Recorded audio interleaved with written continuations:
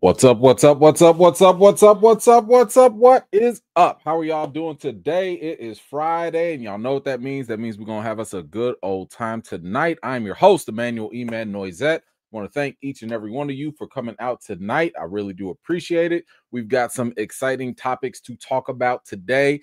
Woo-wee! Boy. Look how the world has changed. But we'll talk about that a little later. But listen.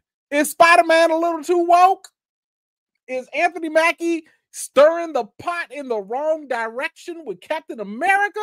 And what is going on with all this talk with Superman? Listen, it's a lot to talk about. We got a lot of topics to go through.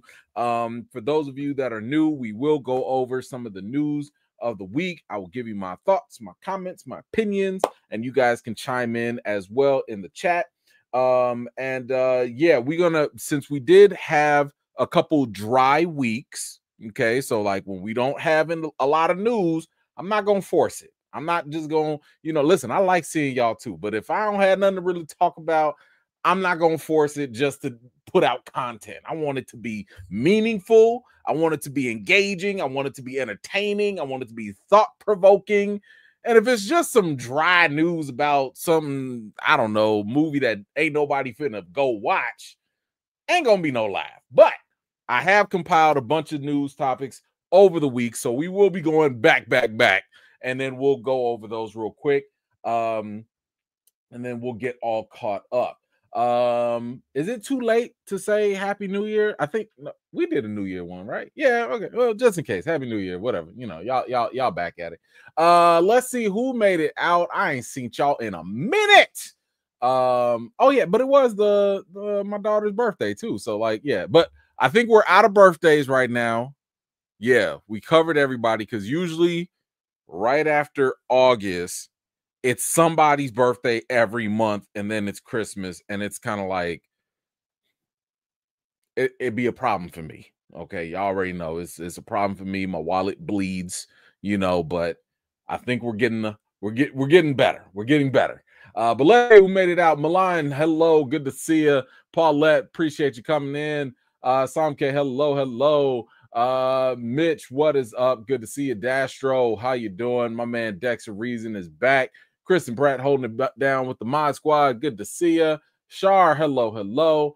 MC, appreciate you coming through. Minister Crush, my man, what's going on? Trees, appreciate you coming through as always. Kid Mello, what is up?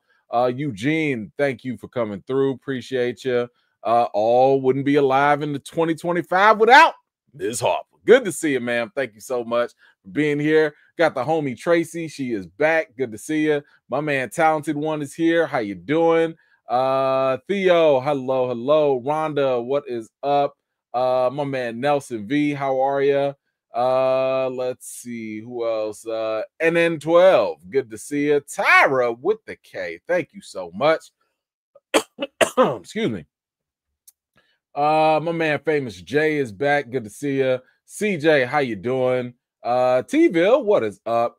Kristen, there we go. Good to see you. Wakanda, and hello. Good to see you as well. Who else I see? My man John Robinson, how you doing? Let's see. There we go. My man Eric is back. Good to see you. Corey, how you doing, man? Good to see you again. Who else did I see? I saw a couple other faces. Rachel, appreciate you coming through. Lee to the Roy. Leroy Jenkins. No, it's not Leroy Jenkins. But if it was, that'd be funny. Lee, what is going on? Mama J is here. Hello. Travis, how you doing? My man Raymond is back. Gothic Chick, hello. Good to see you. Bess, hello. Javon, good to see you. Claus, hello. T'Challa, what's up? And shout out to everyone that has made it out tonight, or if you're catching it on the replay, appreciate y'all all the way. Let's see. Hold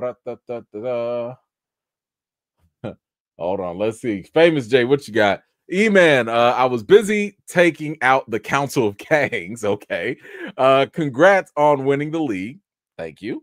Congrats on the success of the Recast T'Challa movement, which should never have been needed. Well, you know, we're in those times. I'm still everyone's favorite Loki, left or right. Thank you so much, Famous. I appreciate you.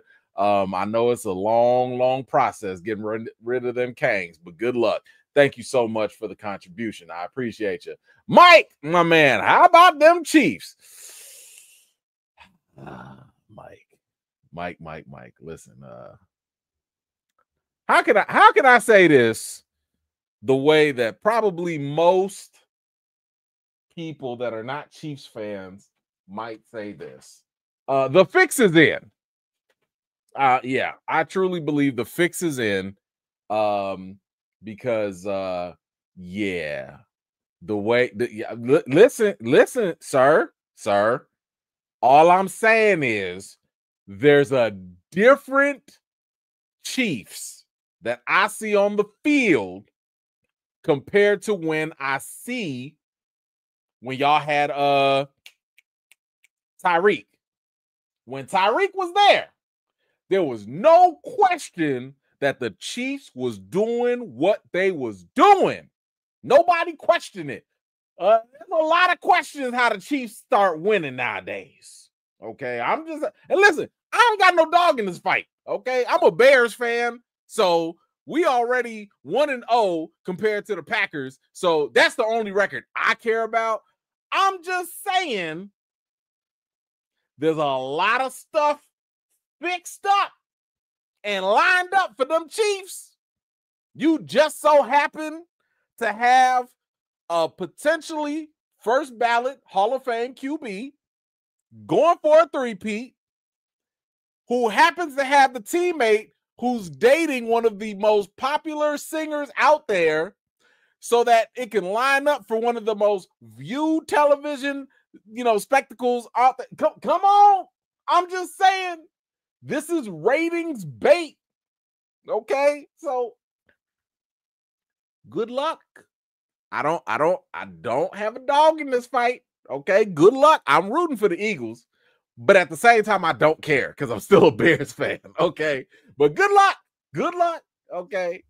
Yeah. So I'm watching. I'm happy. Yo, we got 2 black QBs in the Super Bowl. Pow!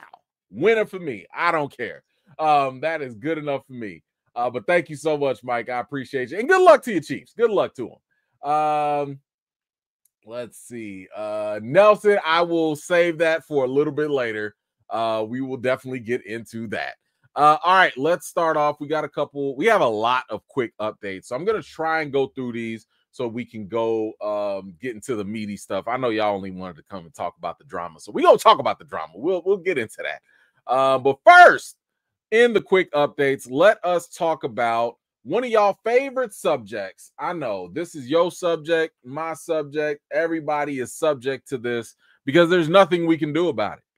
And it's just going to, stop me if you've heard this before, but guess what? Netflix is once again raising their prices in the US. Yes, that is correct. The ad-supported tier will now cost y'all a cool $7.99 per month. An increase of $1 whole, and the premium will cost you $24.99 per month. Woo, $2 more. Listen, I just want to know what's the cap. When are y'all gonna stop? Because while I agree and I admit that Netflix is probably the top streamer that I will cut last, right? Like I'll cut Peacock off, I'll cut Paramount off, I'll cut a whole bunch of these things off, but Netflix will be the last one I cut off.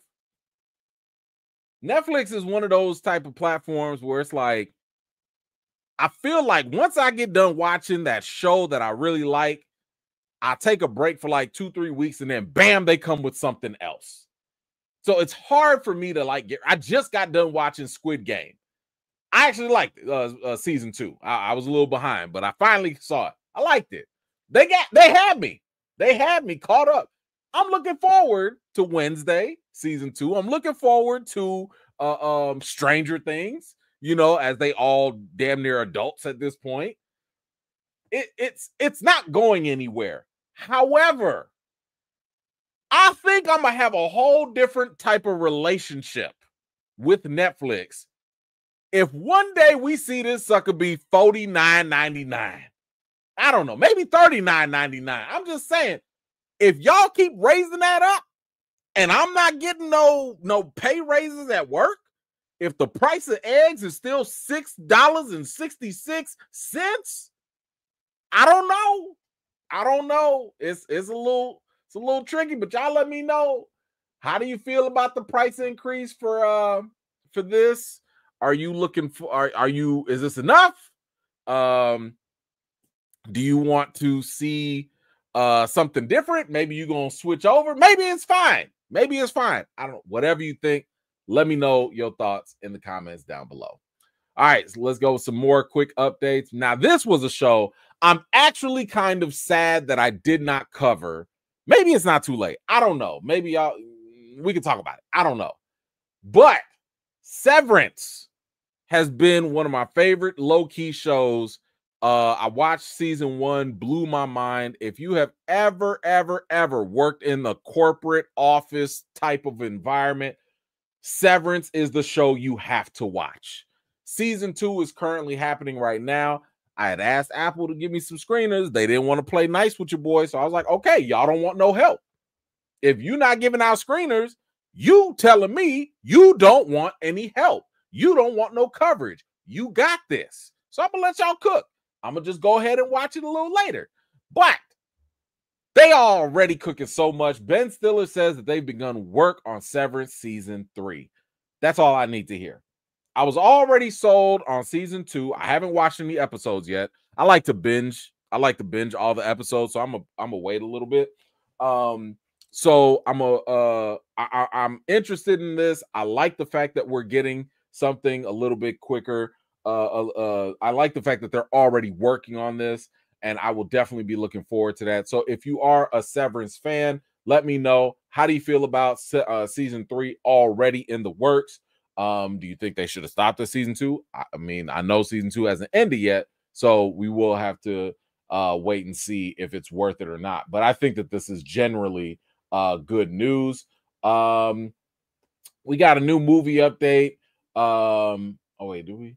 No, we don't. I won't talk about that one. Oh, do y'all remember when we talked about this last time? It was Will Smith. He had put out something on his Instagram where he was basically toying with the whole thing about how he turned out, keep in mind, he turned down the role of Neo in The Matrix. Okay, it wasn't supposed to be Keanu Reeves. It was supposed to be Will Smith, but he said, nah, let me go do that Wild Wild West, right? So he decided to do that. It was one of his biggest regrets. But if you've been following his page, he's been posting these little clips of himself basically as Neo in the first Matrix movie, you know, dodging bullets and talking to Morpheus and stuff. But just in case you did not know, it doesn't look like it's for a movie. It looks like it's actually for a new music video that he's doing with Big Sean. So, you know, I guess the music video is what he's been working on, which is fine. Whatever. I mean, because I told y'all this before.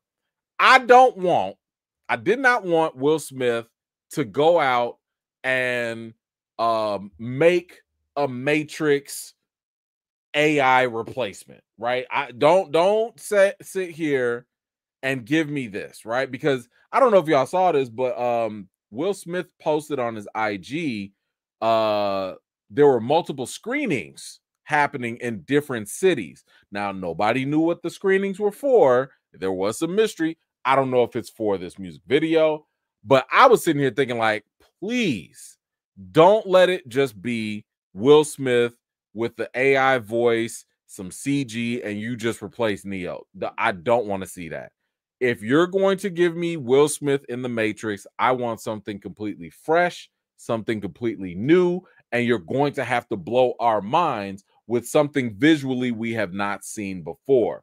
So I don't know if he's still doing that or not, but it looks like this is more so for a music video. So take that for what it is. What else we got? Oh, for my anime fans. So some of y'all, I don't think it was anybody here. Maybe I could be wrong, but I've had some friends of mine tell me like, yo, E-Man, I know you don't read the manga because I don't. You gotta check out Solo Leveling. I said, okay. All I heard from my friends that read mangas online, everybody was talking about Solo Leveling, Solo Leveling, Solo Leveling. I said, okay, y'all talking some big game. Okay, y'all talking some stuff. I went ahead and I watched the first season of Solo Leveling. Fantastic. I really enjoyed it. I wouldn't say it's the greatest thing ever, but I did really like it. I believe you can watch it on Crunchyroll, I think. But I enjoyed the first season. They left it on a very good hook. I keep hearing from other people that the next season is going to be really good. A lot of people keep telling me this is going to be really good. So I'm looking forward to season 2. I don't know if it's out yet. I don't know when it comes out, but that's not the news I wanted to tell y'all. The news I wanted to share was the fact that there's a live action adaptation of Solo Leveling that is in the works. Whew. Okay. So we're doing a live action of this story, which now I'm interested, but I'm cautious. I'm also cautious. Part of me being cautious is the fact that a lot of the live actions don't always pan out. They will look good, they'll look interesting, but for whatever reason, they just don't always pan out. So I'm curious, but I'm gonna be very careful with it. I'm gonna wait for some trailers. I'm gonna wait for some people to talk about it first. But if they can make that live action work, this will be interesting. This would be interesting. Listen, I am still scarred from one of the best anime series of all time. One of the best limited, I'll say a limited one. One of the best limited anime series of all time is Death Note. Okay, I'm not saying it's the best, but it is, to me, it's top 5. It's top 5 easily. Death Note. Netflix destroyed Death Note. Netflix made a live action version that was gutter booty trash. That thing was so bad. I think I even had to write an article about why it was so bad. Like, you doing a whole lot if you making me go right about how bad you are, and that's not even the review. That was terrible. That was absolutely terrible. But anyway, how do y'all feel about Solo Leveling being a live action? Is that something that you want to see? I'm seeing some people say that Solo Leveling season 2 is out already. 4 episodes. Okay, cool. I'm not watching it because I hate watching week to week a 20 to 25 minute episode of something. Man, if you don't give me some big chunky episodes to watch, I need something to marinate. So I'm gonna wait until the rest of the season comes out, and then I'll binge it all together. But I do like the idea of a live action. This should be interesting, so it has my attention. Next up, we got some more upcoming movie stuff. One of my I want to say favorite. I like him. Okay, I like him. So I'll go ahead and say favorites. I'll say favorites for specific reasons. One of my favorite directors that's out there. I'm not saying he's the best. I'm just saying he's one of my favorites. It's M. Night Shyamalan. M. Night Shyamalan, in case you did not know, hit the ground running. When this man came out, and I'm talking about, like, he was like Linsanity, right? For my basketball fans. This man came out with, on his rookie year, hit us up with The Sixth Sense, blew everybody's mind with that twist ending. We was like, what?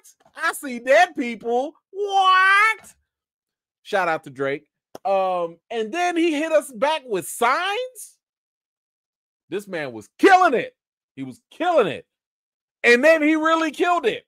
Because then he came out with The Village, he came out with Lady in the Water and After Earth and The Last Airbender. I mean, whoo! That kind of fall has to be documented. Like, when we look at this man's career, it's got to be documented in some way, because they would sit here and give you some of the best looking, attractive, curious trailers to get your button seats.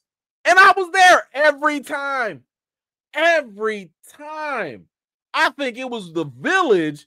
That trailer for The Village was like amazing. People was like, what is going on? Wait, it was the guy that gave us 6 cents and Signs? He's doing, man, send off of the century. Just sent us off. But he started to kind of come back. He started to do Glass, Unbreakable, and all those movies. And then, he did like Old, and then he did what was that with the old people, the old parents or whatever. Like, here's the thing. He started to recover, right? Strong intro, terrible rookie sophomore year. Terrible. Okay. And then he started to kind of pick up the pace and be all right. And the reason why I say he's one of my favorites, the reason why I say that is because no matter what you gonna say about him, oh, he does cheap twists, oh, he does the same thing, whatever. Actually, you can't even say that. This man will always hit you with something original. And I can never take that away from him. The Visit. Thank you for that. The Visit was the old people one. I have the utmost respect for any person that's creating art that can give you original stuff.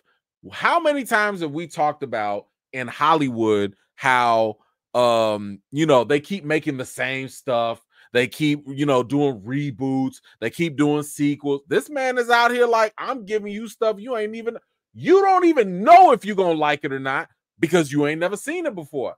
I respect the mess out of that. And because of that, he already has my attention.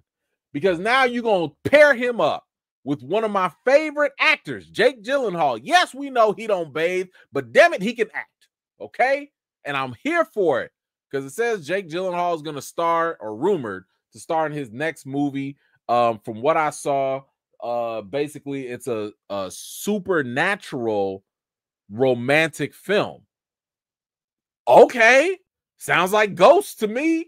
Is that what we're going to be shaping up some pots and stuff? Is that what we're doing? I don't know. But M. Night Shyamalan at this point has done enough to earn my interest. When he does something, I will always give it a chance. So I'm here for it. I'm interested. I love Jake Gyllenhaal. He is a fantastic actor, very underrated in my opinion. So I really like what the fact that they're teaming up for this. I'm looking forward to that. Talk about favorites. Yeah, we got some old quick things here. I love, and I know this is a guilty pleasure. Now, didn't I tell y'all? How many times have I told y'all? All of us are guilty of this. We all like certain bad movies. Now, again, I need us to differentiate this. You can like a movie that doesn't make it good.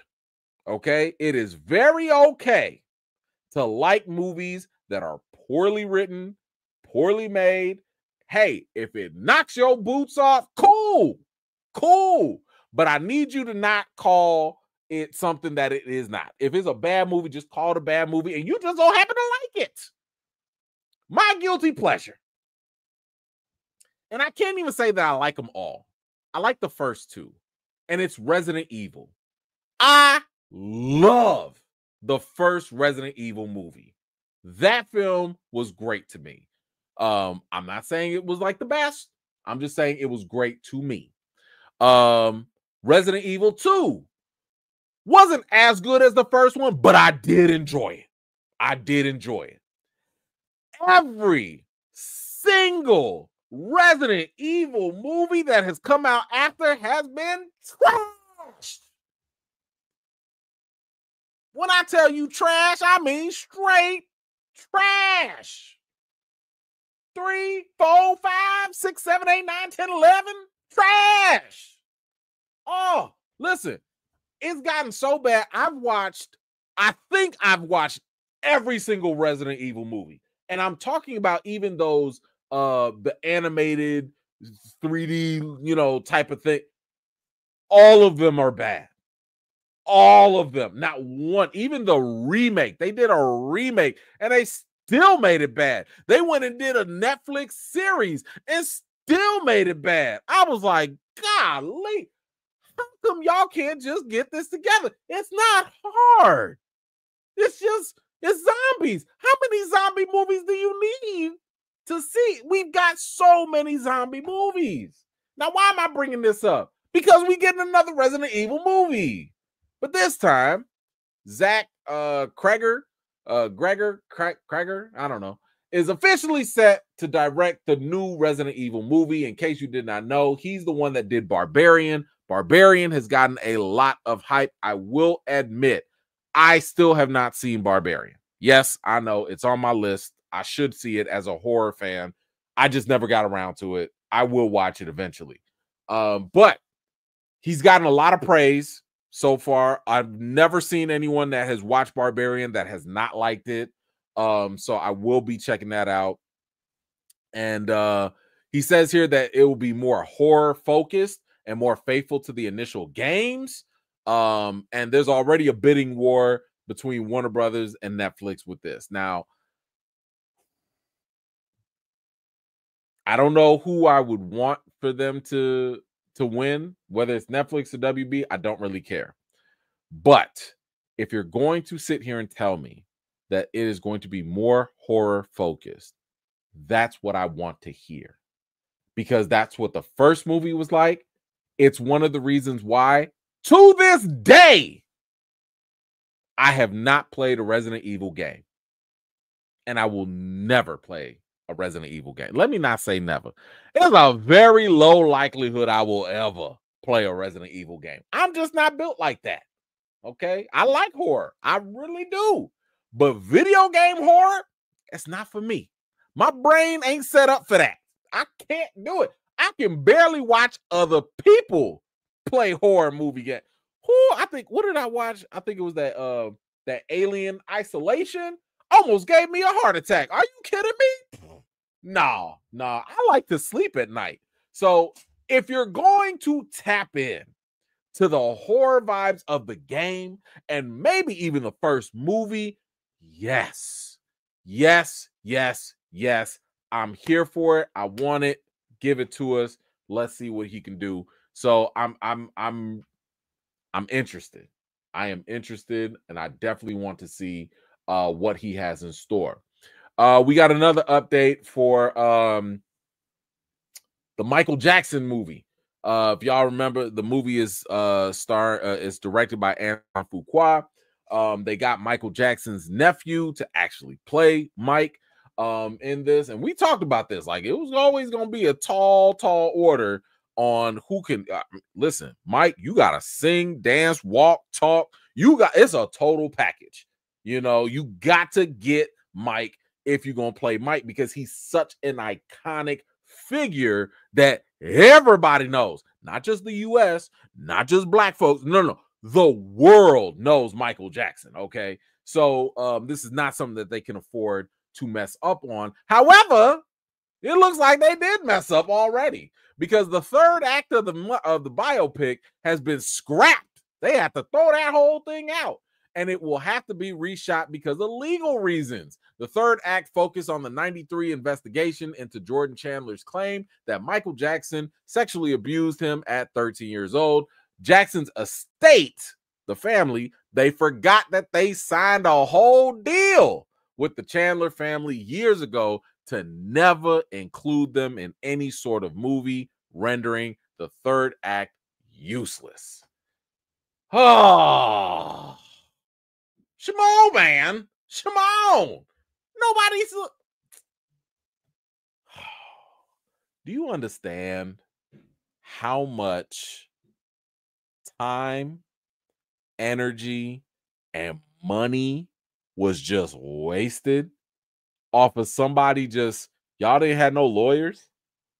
Y'all didn't have no, I understand maybe it was the Jackson estate and all that, but I'm just saying, like, the studio, y'all didn't have nobody be like, hey, can we talk about this? Hey, can we check this out? Hey, can we figure it?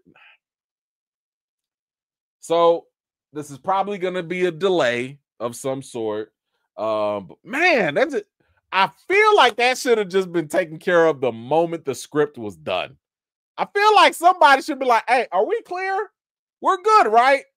We're fine to keep going, right? Don't shoot nothing yet. Don't say action yet. Are we cool? We good? Okay, cool. Like, imagine, and you probably got like some of the best moments, the best acting, the best gone. Now, can't even be on the extra DVD Blu-ray footage. Just gone, wasted. Whoo, that's got to suck. I know the studio's like, what the I know they mad because that's straight money. That's just straight money wasted. Oh well, not my problem. They rich. What else do we have? We have some.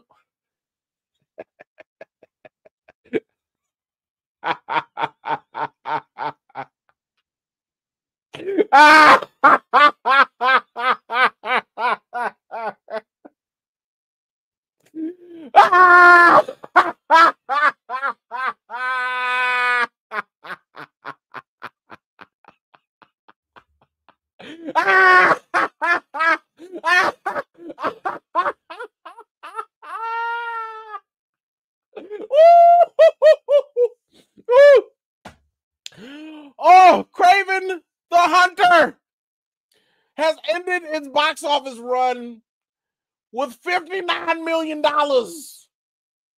One of the lowest growing comic book movies ever. I don't think y'all understand. I don't think you understand what this means. Do you know what the budget was for this movie? The budget for this movie was $110 million.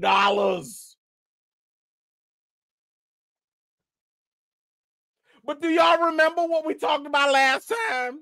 The former CEO, chairman person who was running Sony Pictures, he blamed the press. It was the critics' fault. We the ones that made y'all lose all that money. Get out of here, what? How you flop harder than Madam Web? Oh my God, this is the definition of hustling backwards. Y'all been hustling backwards the whole time. Usually people put out more movies to make more money. Y'all been backtracking. How y'all gonna moonwalk in the box office? You moonwalked away from your own money. Boy. Y'all remember the time he said it wasn't a bad movie? Clearly the box office said otherwise. Boy, this is the craziest thing I've ever seen. Oh, well. Hold on. Listen, I would not cheer for the failure of any of this if it had not been for the pure, and I'm going to say it straight up. I don't care. Y'all don't invite me to nothing anyway. If it was not for the arrogance by the former CEO, president, whoever of Sony Pictures, rather than taking full accountability, rather than looking at yourselves internally, rather than saying, hey, you know what? Maybe we shouldn't empower the same people that caused me a flop before to go ahead and keep making us movies. Maybe if you took a look at the man in the mirror instead of trying to blame. Imagine being terrible and trying to blame the press. What? Well.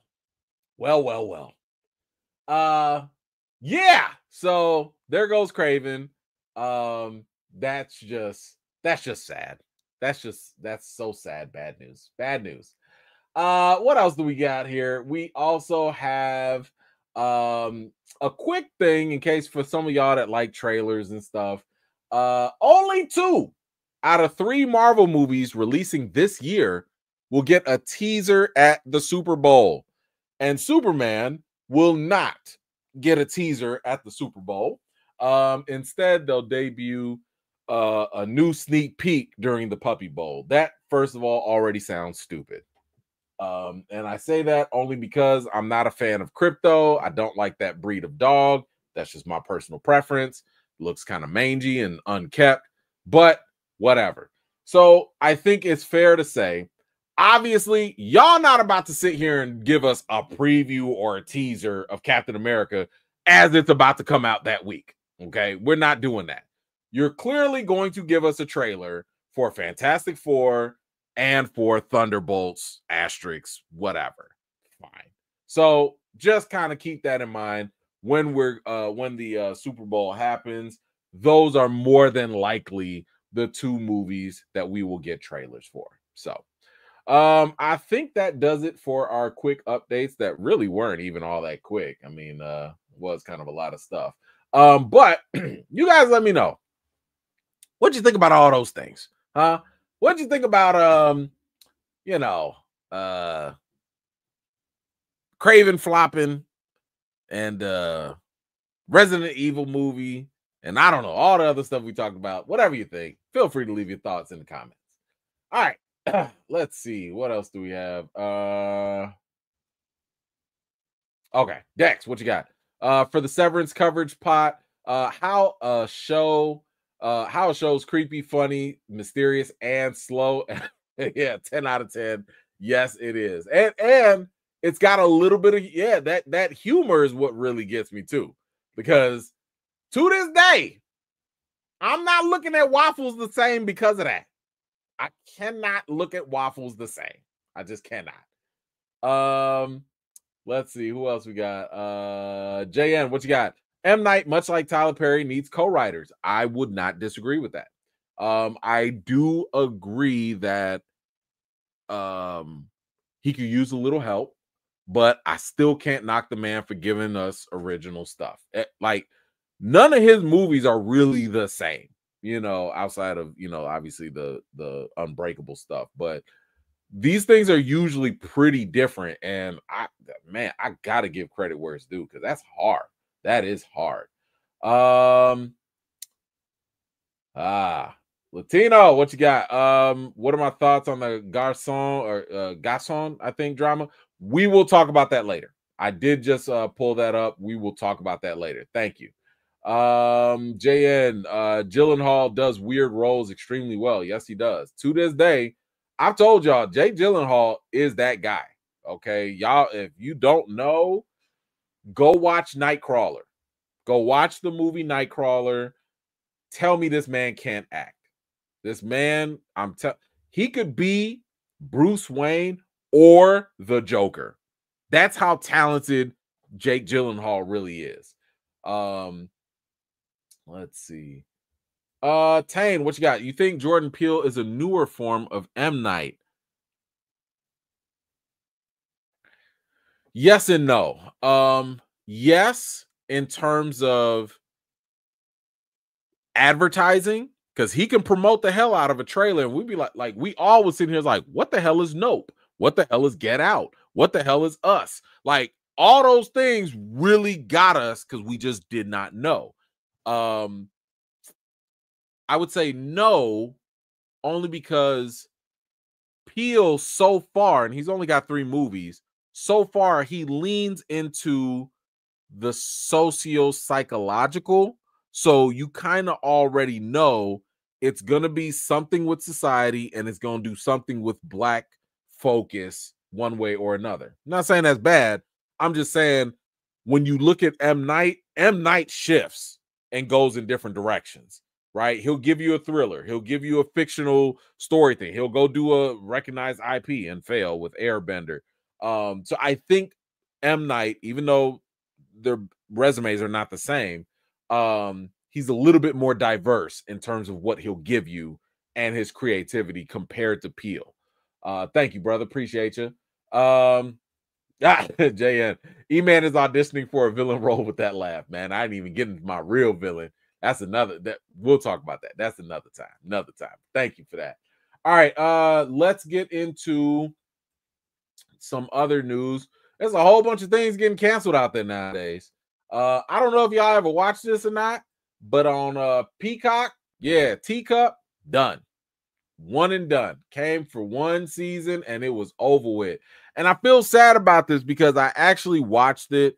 A lot of people were thinking that this was going to be a nice little substitute TV show for something like From, for example. So if you like From, maybe you would go ahead and watch this. And if you did not know, Teacup was basically, it was a mystery show. Some world event was happening. I don't want to spoil it. Some world event was happening, and all of a sudden electricity went out and all this stuff.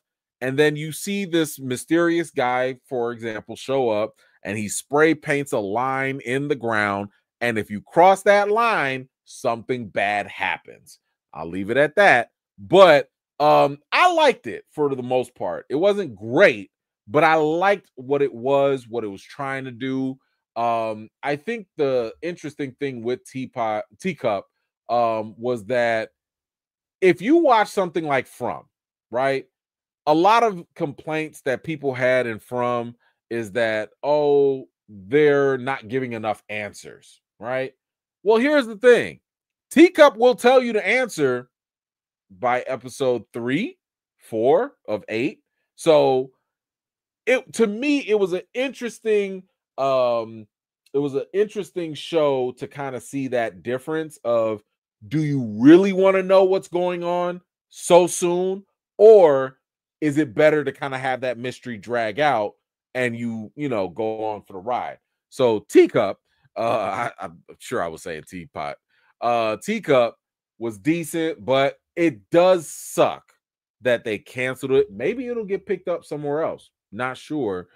Because it does kind of leave on a cliffhanger that does ask some more questions. But yeah, that is over with. We will not get any more Teacup. But along with that, Agatha All Along will not be getting a season 2 as well. Jack Schaefer, who was the main writer, is not interested in making second seasons. She likes just doing one season and that's it. She also turned down Marvel's offer when they wanted to do another season of WandaVision. She was like, nah, I ain't with that. That's not for me. I do one season and then I'm out. So for those of you that were really excited for WandaVision, if you wanted to see more, well, maybe they'll do it, but it's not going to be with the same lady that gave you WandaVision, which I really enjoyed. She's going to be gone. And I mean, listen, I watched Agatha All Along. I was not impressed. Like, I don't think it was bad, but like, it's better than Hawkeye, which y'all know I don't mess with Hawkeye like that. Like, it was okay. It was middle of the ground to me. It wasn't all that. But some people liked it, I guess, and that's good for them. But unfortunately, this will not get a second season. Now, this one has kind of broken my heart. And that is The Sandman on Netflix. The Sandman is now officially canceled by Netflix, and it will end after season 2. Now, Sandman has some of the best visuals I've seen in a TV show in a long time. This show was super, super expensive to make, and it was one of the reasons why Netflix was even hesitant in even doing a second season. It was just really, really expensive. This was based off of the comic character and stories. Neil Gaiman was also doing this. Now, this is from the showrunner. It's a little hard to read, so I'll read it for you. The showrunner said that the Sandman series has always been focused exclusively on Dream's story. And back in 2022, when we looked at the remaining Dream material from the comics, we knew we only had enough story for one more season. We are extremely grateful to Netflix for bringing the team and all back together and giving us the time and resources to make a faithful adaptation in a way that we hope will surprise and delight the comic loyal readers as well as fans of our show. Yeah, so that sounds nice. Shows get canceled all the time, you know. But something tells me that you ran out of story. What you mean you when have y'all ever heard about that? That you ran out of story. I've seen shows get stretched. Walking Dead. I ain't never heard about this. We ran out of story. It's got to be some other. Oh, yeah. Mm, that might do it. So Neil Gaiman has allegations, and they're not good ones. They're not good allegations at all. And something tells me that the moment these allegations came up, all of a sudden, what story? We ain't got, no, man, we ain't got no more stories. Uh-huh. No, all them comics that are out there, all them books out there. Nah, we don't have no more stories. Nope. No more stories at all. So, coincidence? Maybe, maybe not. I don't know. But it does break my heart because the acting was really good, the story was really good, the visuals, like I said, were really, really good. But yeah, that is a wrap. So if you were a fan of Sandman, after season 2, it's over with. I just hope that they at least end it properly. However you want to end it, it's fine with me. Just give it an ending. Don't leave us hanging. Okay. I don't want to hope and wish that maybe the show gets picked up if, Neil Gaiman is found innocent or whatever. I don't know. So hopefully they wrap it up and they do a good job. But you guys let me know, how do you feel about those canceled shows? Are you sad by any of them? Is there anything that you were looking forward to? Whatever you think, let me know in the comments down below. Let's see. Let's talk about Leo and Scorsese. So Leo and Scorsese, y'all know these guys are a tag team. They're always making movies together. It's very rare that we won't see them doing stuff together. And of course, here they are with a new movie already in the works. It is a film adaptation of the best-selling book Devil in the White City. Leo, of course, is going to star in it with Scorsese directing. Now, the story follows Dr. H. Holmes. We just call him Triple H. Dr. Triple H, a cunning serial killer believed to have murdered anywhere from 27 to 200 people at a time when the city of Chicago was enthralled with hosting the World's Columbian Exposition of 1893. The book plays off the, first of all, 27 to 200 is wild. What kind of gap is that? 27 to 34, 25 to 30. I can see that. 27 to 200. That's a wild jump. Anyway, it says the book plays off the contrast between the hopeful expectations and wonders presented at the exposition and the dark deeds of Holmes, who maneuvered in its shadows and built a carefully concealed house of horrors. Wow. Okay. Never heard of this book, but the concept does sound interesting. If Leo is playing Dr. Triple H, I'm interested because I think Leo does a pretty interesting job when he plays a villain. Obviously, remember him from Django, played the heck out of that role. So, yeah, I'm interested in seeing what they do with this. But you guys let me know. Has anybody actually read this book, The Devil in the White City? If you have, please let me know if this is a good book or not, or if you're interested in this. Whatever you think, let me know in the comments down below.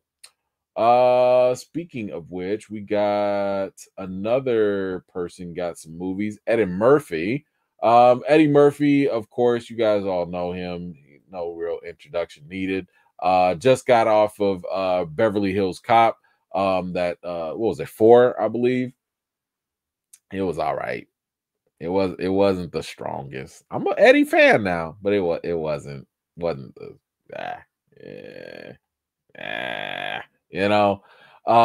but he does have a new movie coming out, and it is going to be he is going to lead his first original comedy movie in years with Blue Falcon.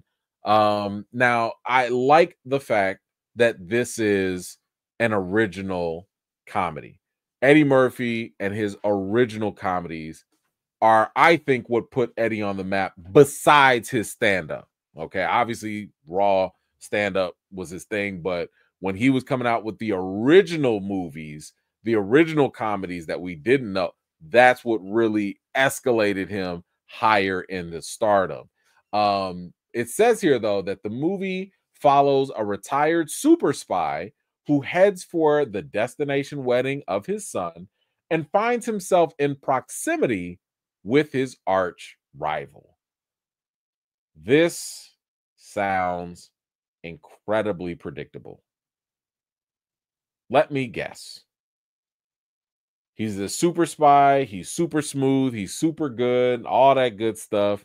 He goes to this destination wedding and he finds out that his son is getting married to the daughter of his arch rival. And while they go through some crazy shenanigans trying to go after each other, at the end, they have to figure out that it's best that they work things out, put their differences aside for the love of their children, blah, blah, blah. I hope that that is not the case for the movie. Like, I hope it ain't just that simple. Like, if you're gonna give us something original, I'm hoping that we're gonna get something a little bit more. I'm hoping. Give me Golden Child, something, but I don't know. What do you guys think about this Eddie Murphy movie? Is this something that you're interested in? Are you thinking that maybe this could be something you'll be willing to go watch? Maybe it sounds like it might be straight to streaming too. I don't know. Whatever you think, let me know in the comments down below. All right, we got some Star Wars news to talk about. Can I give a quick disclaimer? Anything discussed here regarding Star Wars, I want you to just remember, we don't know if this is real. We don't know if any of this is real because we've had so many updates of Star Wars getting this writer, getting this director, doing this movie, and nothing happens. We've been talking about potential Star Wars stuff since 2018, and nothing happens. So just let's temper expectations, but we'll talk about it just because it's news and whatever. But I told y'all I don't believe nothing until I see a trailer and movie tickets going on sale. So we have Ryan Gosling, the people's actor. I don't know why Ryan Gosling is hyped up as much as he gets hyped up. I don't know. I don't see it. I'm not saying he's bad. I'm just saying I feel like he gets overhyped and I don't really get it. But he's in talks to star in Sean Levy's Star Wars movie. Good luck. Good luck. I mean, Sean Levy, he was supposedly doing a Star Wars movie. All right. When that's going to happen, I don't know. This is supposed to be a Rey movie. Then you got James Mangold supposedly making a movie. Kevin Feige was supposed to make a movie. Like, the only one that might actually have a little possibility could be that Grogu, in Mandalorian movie. That supposedly it's finished, it's wrapped filming. Supposedly, we'll see. Then we got Daisy Ridley, the Rey movie. They have a new writer. Again, take everything with a grain of salt. Okay. So it says here, George Nolfi. He did the Bourne Ultimatum, decent. Ocean's 12, I'd like that. And he's been tapped to write the new Jedi Order, which is going to be the Daisy Ridley Rey movie. Now, this hiring signals continued faith in the project. Yeah, okay. Which was announced to great fanfare almost 2 years ago at Star Wars Celebration. Now, the documentary filmmaker, Charmine Obaid-Chinoy, is due to make her narrative feature debut with the project, with Ridley due to reprise the role of Rey Skywalker. And Ridley's character will presumably be a mentor to a new crop of Jedis. Now, here's the thing. In the past, Damon Lindelof, who did Watchmen and Lost, he was one of the writers that was supposed to be on this. This was one of the main things that had me excited. I remember when we talked about this, I was like, yo, y'all about to get the dude that basically wrote one of the most popular TV shows of all time with Lost. Don't y'all act brand new. Lost had a whole bunch of y'all in the chokehold. I didn't watch it, but I know a lot of people did. And Watchmen on HBO Max is amazing. If you have not watched Watchmen on HBO Max, please go watch it. That's the series now with Regina King. Fantastic. So he got off of that bandwagon or whatever. And then I think the Peaky Blinders creator, Stephen Knight, was doing this. And he jumped board as well. But it says here the next Star Wars movie that will shoot will be the Untitled Project from Sean Levy. Sure. And of course, we just talked about Ryan Gosling. Now, Nofi, he directed The Adjustment Bureau, which I kind of like that. If you've ever seen it. Now, hey, by the way, for some of y'all Mackie fans, Mackie was really good in this, in The Adjustment Bureau. Solid film. And he also directed and co-wrote The Banker, another Mackie hit. Okay. So listen, if this even happens, if this is a reality, if they're not just pulling our chain, this sounds decent. This sounds decent. I like the idea of having this guy on there. So it sounds like he has a solid track record as well. So if Star Wars is not pulling our chain and they actually want to do something, this could be interesting. This could be interesting. All right, let's move on. Do we want to do this? Okay, let's talk about this drama real quick. So, Emilia Perez is a film that it's a Netflix film. Netflix has really gone all in on this. Okay, just to kind of give you all a brief drama on this. Netflix has really gone in on this, and this movie has gotten a whole lot of recognition. I mean, Critics' Choice has gotten all these nominations. It got all these Oscar nominations. I want to say like 13 or something like that. Best Picture, Best Director, Best Actress, all of this, right? Best Supporting. Zoe Saldana's in it as well. Selena Gomez is in it. Like it's a whole lot. As a heads up, just for full transparency, it does deal with a man who is caught up with the cartel or whatever, and he goes under transition to live his life as a woman. And this movie is also a musical. It's also a musical. So there's a lot going on. There's a lot going on in this. So this is the main actor. And what was it? Carla Sophia? Is it Gasson? I can't pronounce it. I forget how to pronounce it. But Carla has been under fire for some past social media posts on their account. Now listen, we've gone through this before. We have seen and heard a whole lot of times when actors, especially unknown actors, might go through some things as they're getting popular, as they're rising, climbing the ladder. People will go in their past because nobody was checking for them before, and then they'll be like, "Hey, yo, why you got all this stuff out here, right?" Ooh. So yeah, they had a lot to say about a lot of things. I'm not gonna read all of them because a lot of them are bad. I'll read some of them just to kind of give you an idea. It says here that these tweets were resurfaced by a journalist, Sarah Hagi, were largely posted between 2020 and 2021. One example dated in 2020 says here, I'm sorry, is it just my impression or is there more Muslims in Spain? Every time I go pick up my daughter from school, there are more women with their hair covered and their skirts down to their heels. Next year, instead of English, we'll have to teach Arabic. Okay, listen now.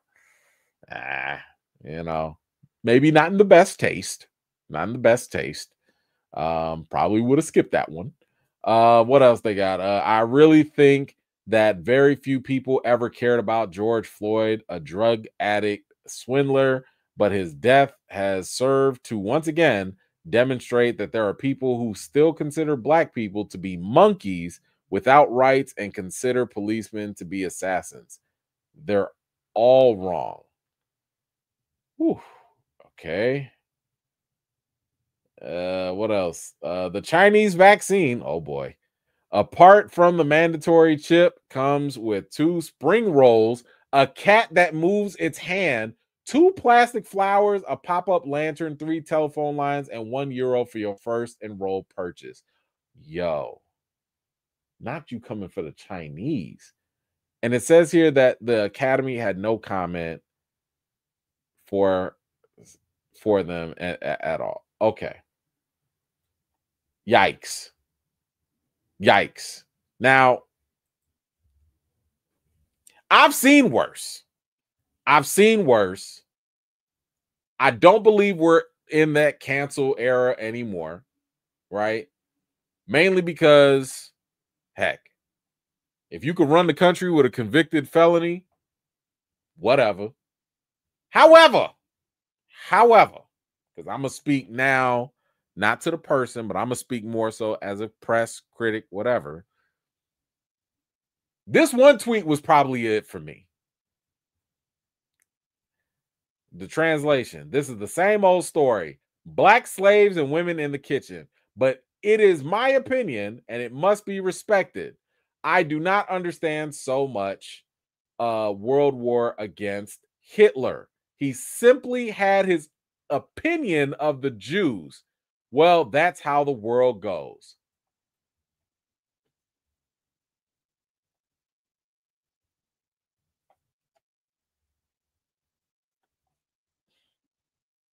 Reducing Hitler to just having an opinion on Jews is crazy work. That is pure diabolical. That is insanity. You gonna take somebody who is regarded as one of the most vile, evil, pure, evil incarnate, and just say he had his opinion? You got to go. You got to go. Now listen, ain't no wiggle room with this. Okay. Now, I'm sure some of y'all have seen how certain people have tried to provide wiggle room with certain salutes. But ain't no, you can't, come on now. Ain't no, and here's the thing.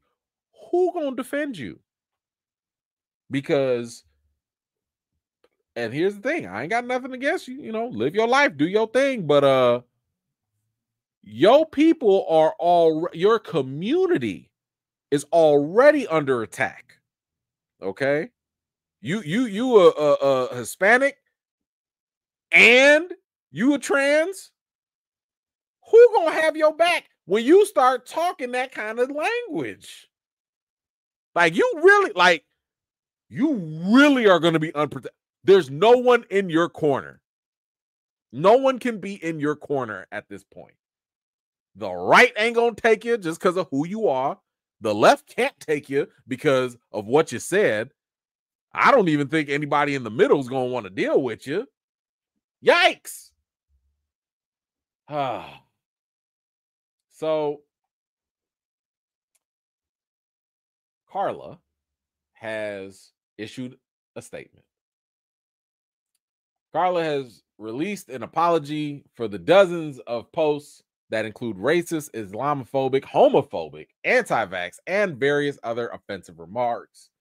Said here, I want to acknowledge the conversation around my past social media posts that have caused hurt. As someone in a marginalized community, I know this suffering all too well, and I'm deeply sorry to those I have caused pain. All my life, I have fought for a better world. I believe light will always triumph over darkness. Not one of those things to me excused Hitler just having an opinion. Not one. Not one thing. Not one thing. I'm sorry. Like, just, maybe them other little tweets, maybe. Not one of those things can you sit here and excuse, well, Hitler just had an opinion. Yep. Yeah. So there has been no response from the Academy because remember, I told you this movie that she's headlining has gotten a lot of nominations. It might have been one of those movies that could have been in conversation for Best Picture, Best Actress, Best Supporting Act, all of that. And since the Academy so far has not responded, sometimes actions speak louder than words. Because it says here the Academy has unfollowed Carla on Instagram. Passive aggressive, but it speaks volumes. Because now you're saying we're going to go out of our way to unfollow this person. We don't want contact with them.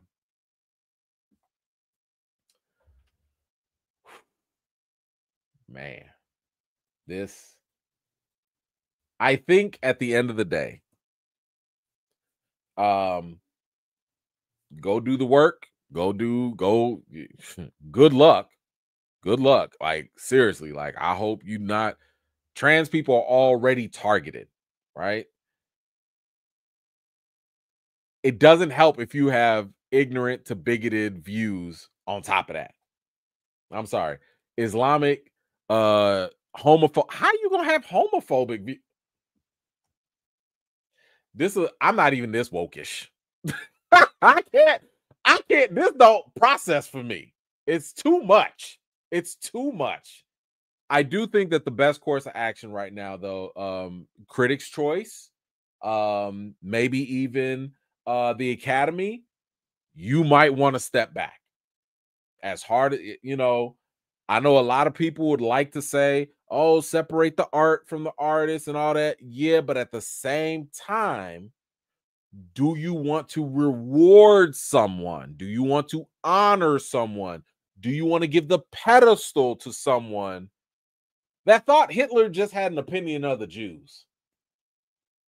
I'm just saying, at this point, it will become more of a distraction than it will serve the purpose that it's intended, which is to honor people for their hard work. I don't think Netflix will back out because Netflix has never really shied away from drama. Y'all remember Netflix? They were in, ironically, a similar position between Dave Chappelle and the trans community. And Netflix was like, nah, we standing on business, 10 toes down. Dave ain't going nowhere. So I think Netflix's best thing right now will be to, or more likely action will be to just be quiet.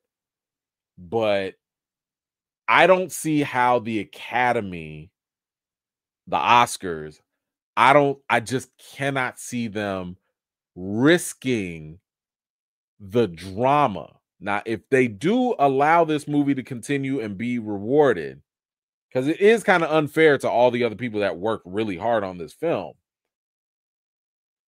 This is going to be not the same, but it's going to come with Will Smith, Chris Rock level of attention, because you're going to have a whole lot of people being like, what? Who just won? Y'all voted for that? So I don't know. This is going to be a real, it's going to be ugly. It's going to be ugly. I think to avoid the drama, they're going to have to make that, they're going to have to take it off. You just going to have to take that L. Take that L. But I don't know. guys, what do you think? I know it's a little dicey situation, but that I don't know. I think they got to pull out and just leave this be, because you don't want all that nonsense and drama in the headlines. But you guys let me know, what do you think about this whole drama in the comments down below. Now, I'm not gonna say that. I cannot. I cannot. Let me answer the question though. I'm gonna say no. I'm gonna say no, but because sometimes certain people watch this, I'm not even gonna put that. I don't even want them to Google who he is. So I'm gonna pass on that. Thank you though. Tracy, what you got? Devil in the White City, highly acclaimed, mostly true story. Wow. Torture House was on 63rd Street. 63rd and what? Because I used to live over there on 69 60th. I was on 60th. Yo, total victims unknown, but he had a crematorium on site. Wow. Okay, see, now I'm a little more interested. Now you done got my interest peaked. I am very curious now. JN, Oscar votes will be recounted for PR purposes. I think that's smart. I think that would be the smart thing to do. And that would be the case. Let's see. JM, what you got? All Dave was doing is telling all non-black folks that your struggle can't be compared to ours. These tweets, commentary are just ignorant. Yeah.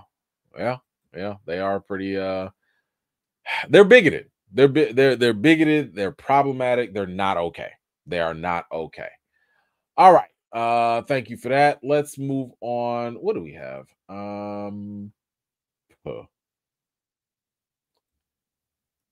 Let's talk about the Flash real quick.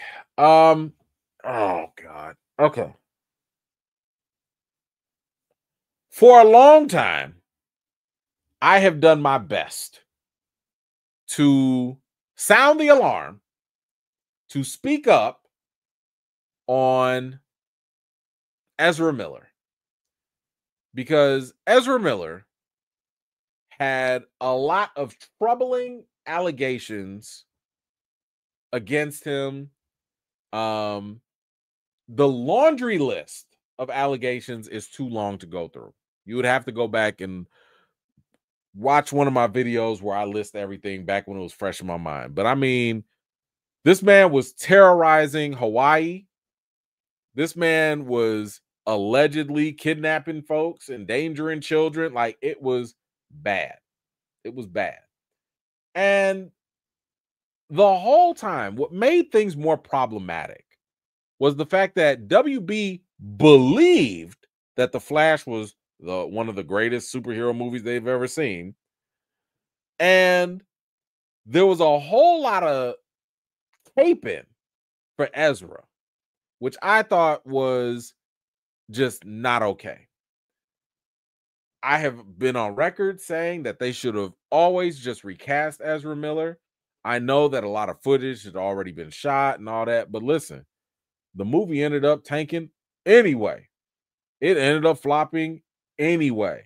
So the best thing they probably could have done was, I don't know, bring in Grant Gustin, bring in somebody that people actually recognize, bring in someone that people would actually be willing to go see in theaters. And maybe, just maybe, you could have recouped some of that money that you lost with Ezra Miller.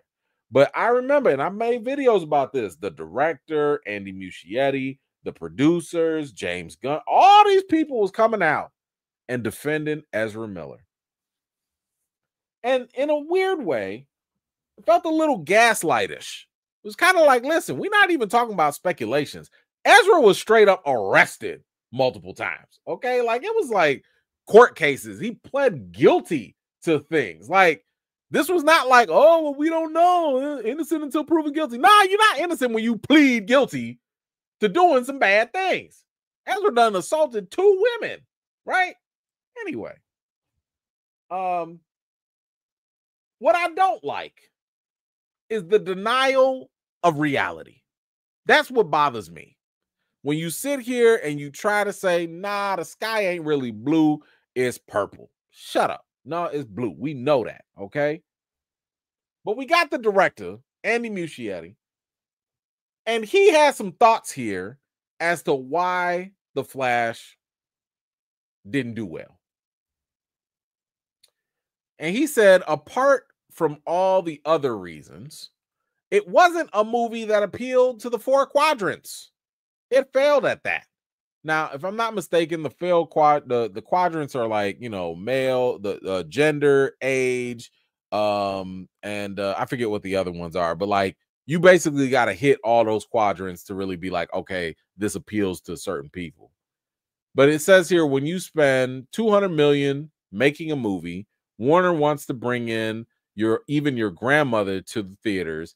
And I found out in private conversations that a lot of people just don't care about the Flash as a character, particularly the two female quadrants. So young and old females, supposedly y'all didn't care about the Flash. And that is when going against the movie that I learned about. Who the hell did he talk to? Because last time I heard, the Flash on the CW show, that thing was doing just fine. I mean, they got bad later on once they kept stretching the seasons, but there was a whole lot of interest in the Flash. Back in the 90s? Wasn't there a popular Flash TV show? What are you talking about? Flash has been around for a while.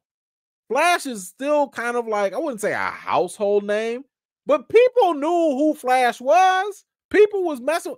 Listen, when Green Arrow and Flash was doing their little crossovers, Flash was kicking Green Arrow's butt in terms of ratings.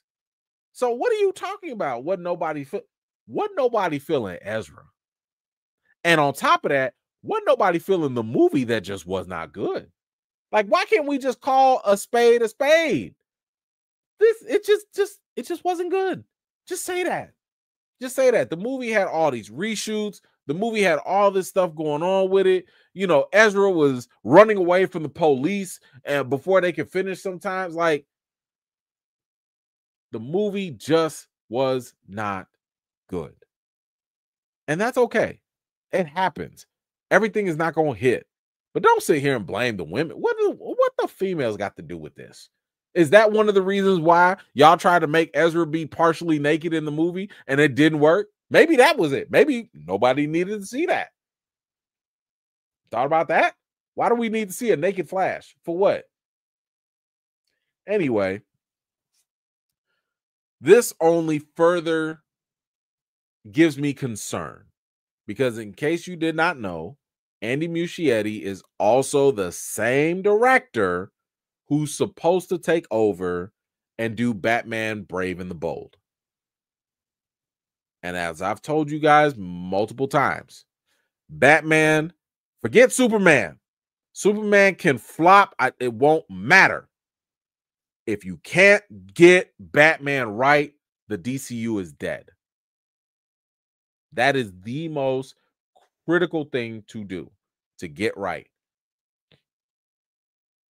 And James Gunn has me a little worried because he got his boy, Andy, to go direct that movie before they even knew the Flash was going to flop. Now, I've told y'all before, y'all better come up with some excuses. Y'all better come up with some nonsense. Y'all better say, like, man, we had some creative differences. Man, I had this scheduling going on. Look, I don't care. Make up whatever excuse you need to make. Andy does not need to make this movie. You can get somebody else. You can give somebody else another hand. It's okay. It's okay. But if that is one of the reasons why you think this movie failed, rather, again, taking a look at that man in the mirror, take a look at that script, take a look at that acting, take a look at that story that was terrible. Take a look at those terrible CGI Superman you threw in that movie. Then you can talk about everything. But like, come on, man. I need you to stick to reality, please.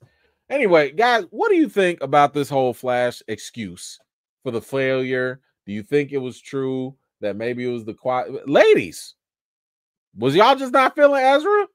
Is that why the Flash failed? Y'all just wasn't feeling Ezra? Whatever you think, please let me know your thoughts in the comments down below. JN, Ezra out on bail, fresh out of jail, Hawaii dreaming. Probably in rehab. Probably, you know. And listen, I'm not going to disparage. If you got a real issue and you can get some mental, you know, mental health is a real thing. If you can go get yourself together, great. Go do that. Go do that. All right. Let's see. What else can we talk about? We're gonna stay with DC. I think we got to talk about some super problems. So I think I was out for a little bit, but I had no idea. First of all, I didn't even watch this full thing. So let me pull this up. Let me get this loaded up here. Where is it at? Okay.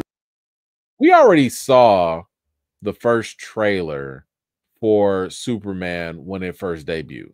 Okay, so we already saw that. We went through it. No, you know, it is what it is, right? Like it was okay. It was nothing that like blew me away, but it was nothing that was like terribly bad either. So it was fine.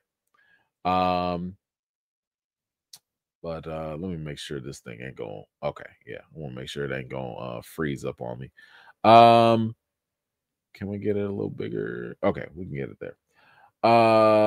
So hold on. I'm out of practice. Before we watch this, let's do this properly.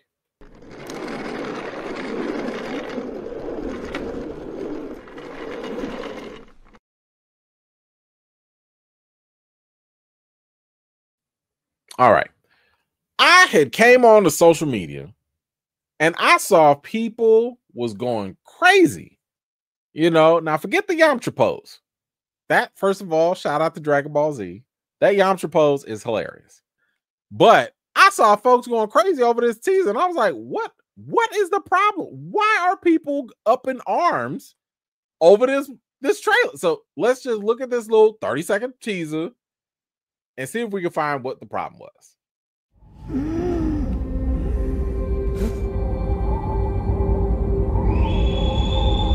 By the way, James Gunn did for this spot, he CGI'd out some of the blood in Superman's mouth. So don't get it twisted. Superman is bleeding here, but he did take that out. But let's see what's going on with this.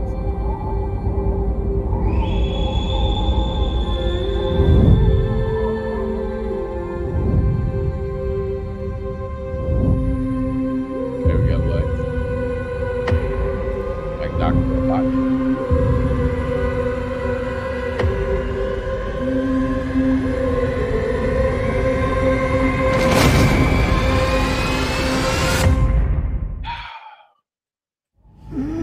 And this was it. This what y'all was mad at? This was it. These 3 little seconds.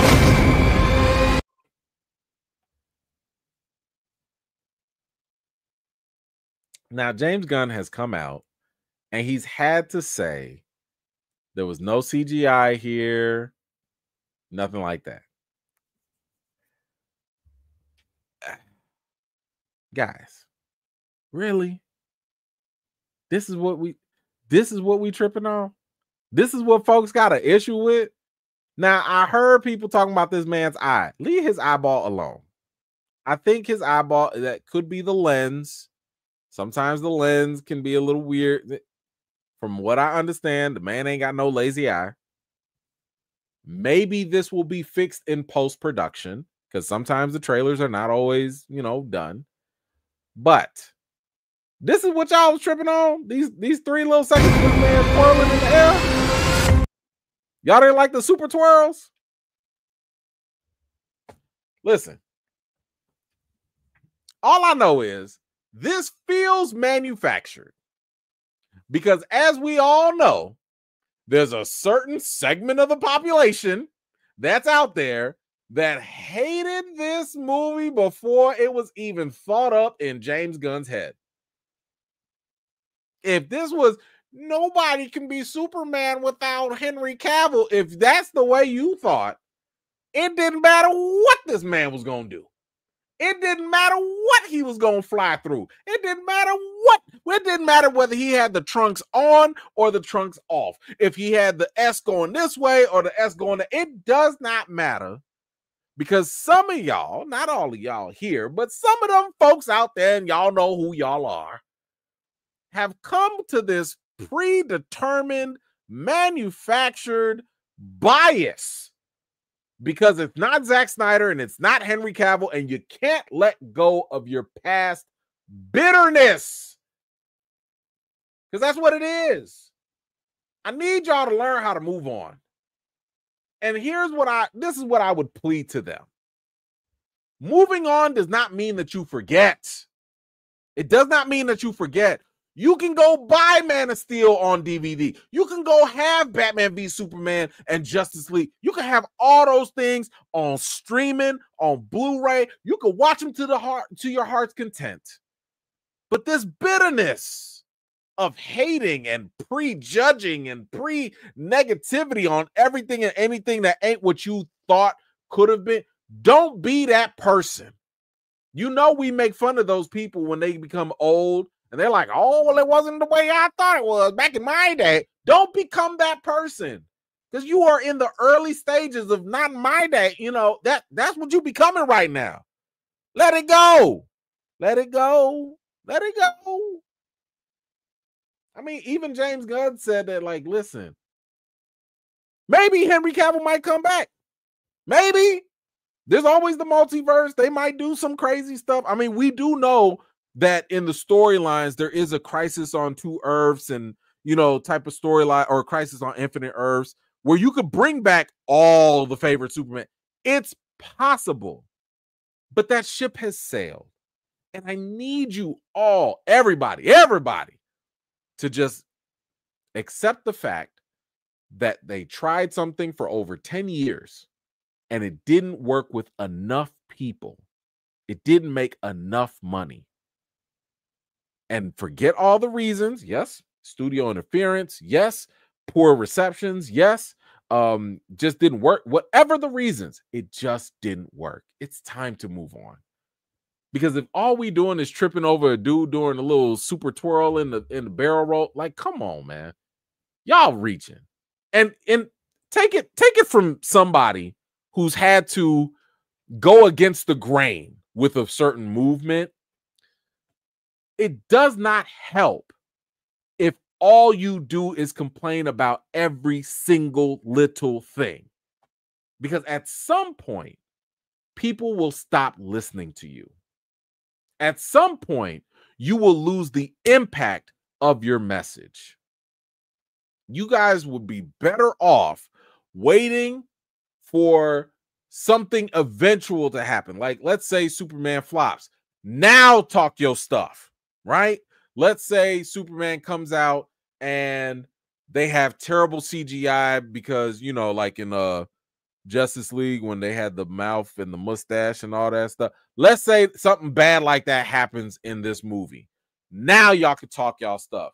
But if you're going to sit here and nitpick, and, oh, well, the cape, it's not as red as it should be. Oh, well, you know, the angle of him flying is not the way. This is the way. Oh, his arms are up, but now they're down. What? Like, do you really want people to take you seriously? Because it sounds very nitpicky. Anyway, that ain't even the real problem Superman got to deal with. Okay? Dealing with people and they little biases and stuff, that's one thing. But they got bigger problems. They got super problems right now. And that super problem is, can y'all even play where you need to play? Because the estate of Superman creator Joseph Schuster has filed a whole lawsuit against WB and DC. They claim that the studio lacks the rights to release James Gunn's Superman in a number of territories, including Canada, the UK, Ireland, and Australia. Yikes! What is going on? Listen, I need all these lawyers to get fired. Who are these lawyers? Who are these people? First, Michael Jackson in the biopic. Y'all can't even use a third of your movie. Now, you can't even show Superman in all these countries? Nobody cleared this? Nobody figured this out?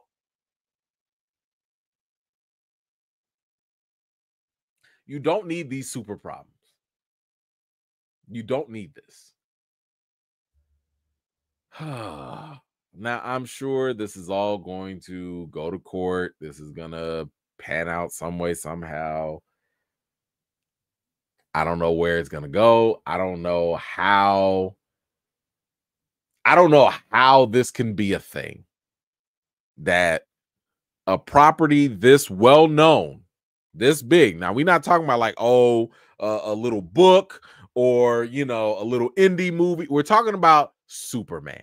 Your grandmother knows who Superman is. Your auntie, your cousin, your neighbor. Everybody knows who Superman is. You mean to tell me y'all don't have, like, the fact that it's even brought up as a question is mind-boggling to me. But they're going to have to sort that out. They're going to have to do that relatively soon because what is this? This come out in July, I want to say. TikTok. All right, guys, what do you think about these super problems? How do you feel? What do you think? Whatever it is, let me know in the comments down below. Kiki, what you got? Henry Cavill deserves justice, and I'm gonna stand by it. Sure.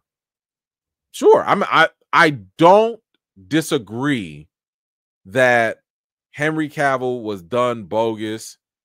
However, I do not believe the onus of that justice belongs to James Gunn. All those previous administrations, all those previous executives, they owe Henry Cavill justice. Remember, WB went over. They went over new exec, fired these people, fired it. They're the ones that owed him something. That's not James Gunn's problem. James Gunn came in to clean the slate of what was not working. And the best idea to me was start over. You have to start over. Because as we know, and I'm sure they might want to admit it, if you keep a little bit of the Snyderverse, just a little pinch, boy, them Snyder fans are going to be like, well, why can't you keep it all? If you give them an inch, they're going to want a mile. If you give them Henry Cavill, they're going to be like, why can't we keep Jason Momoa as Aquaman? Why can't we just bring back the Snyderverse? Why can't we just... So the best solution, and it sucks because, yes, I liked Henry Cavill as Superman. I had no problem with him as Superman. The problem is the fan base. The fan base was not going to let them cook. It was always going to be review bombed. It was always going to have some drama, some headlines. That was the problem. They ironically forced that whole situation where Henry Cavill, you're not part of this. Again, he might come back. He might come back in some off-world, else-world thing. But listen, if Henry Cavill can move on, I think everyone else can move on. Henry Cavill's about to go do that Space Marine Warcraft. What is it? Warcraft or something like that. Whatever it's called. He's about to do that other project. This man is a Dungeons and Dragons nerd. He's finna go do some other. He is living his life. I think he just had a kid. He's fine. He is okay. If he's not sweating this, I don't think anybody else got to sweat it. That's just my opinion, though. All right. Thank you, Kiki. I appreciate you always. All right, what else do we have?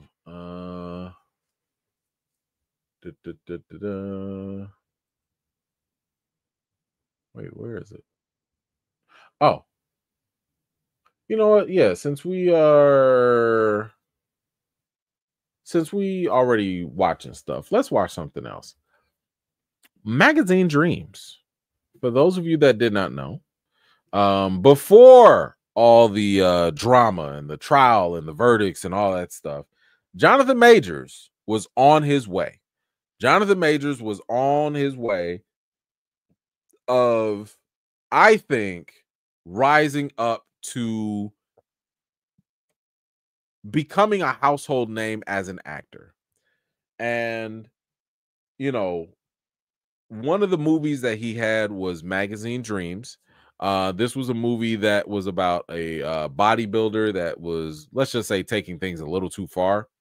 And it was purchased by Searchlight or Disney.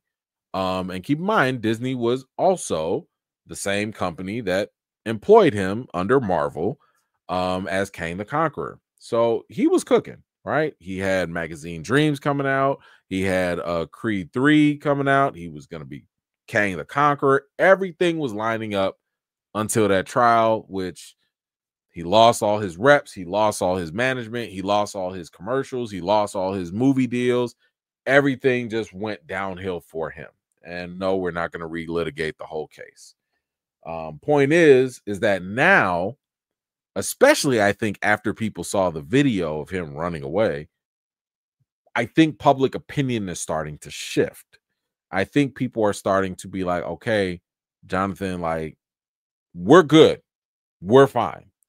And Magazine Dreams got picked up. I forget by which company. But they bought it, and that movie is going to come out. And we actually have the first trailer for it. So I'm going to check this out because I haven't seen it yet. So yeah, let's check out Magazine Dreams.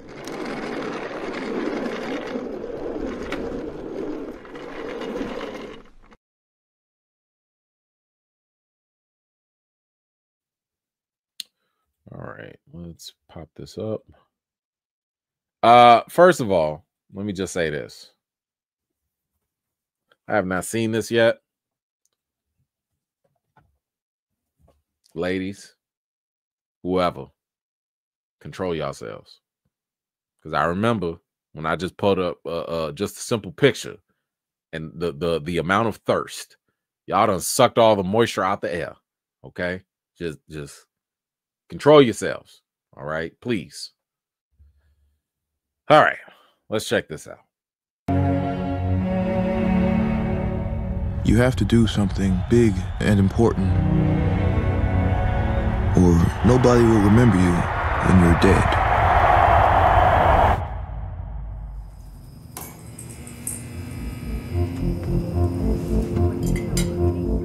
Side chest. 21 and 7 switch. I want to be Mr. Olympia one day. I've been training for this every moment of my entire life. Like my deltoids? Judges always say they're too small. Think they're liars? Everyone's a liar. It is important that you find people that you can make an emotional bond with. Jennifer Lawrence? I'm asking you nicely and in a calm voice. If you're not 100%, you will never be successful. Nobody knows who you are. Nobody. Well, you gotta commit all energy and focus to being the greatest bodybuilder on the entire planet. That's what separates one from being a champion, one from not being a champion.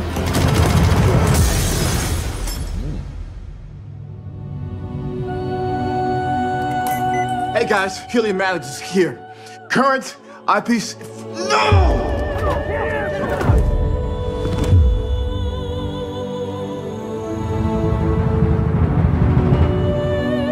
The world ain't fair. It ain't supposed to be fair. That's how it works. Oof. How are you doing, Killian? What?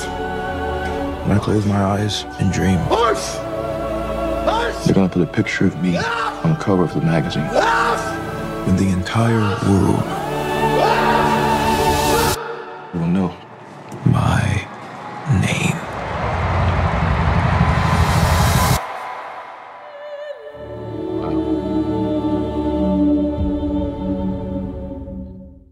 Wow.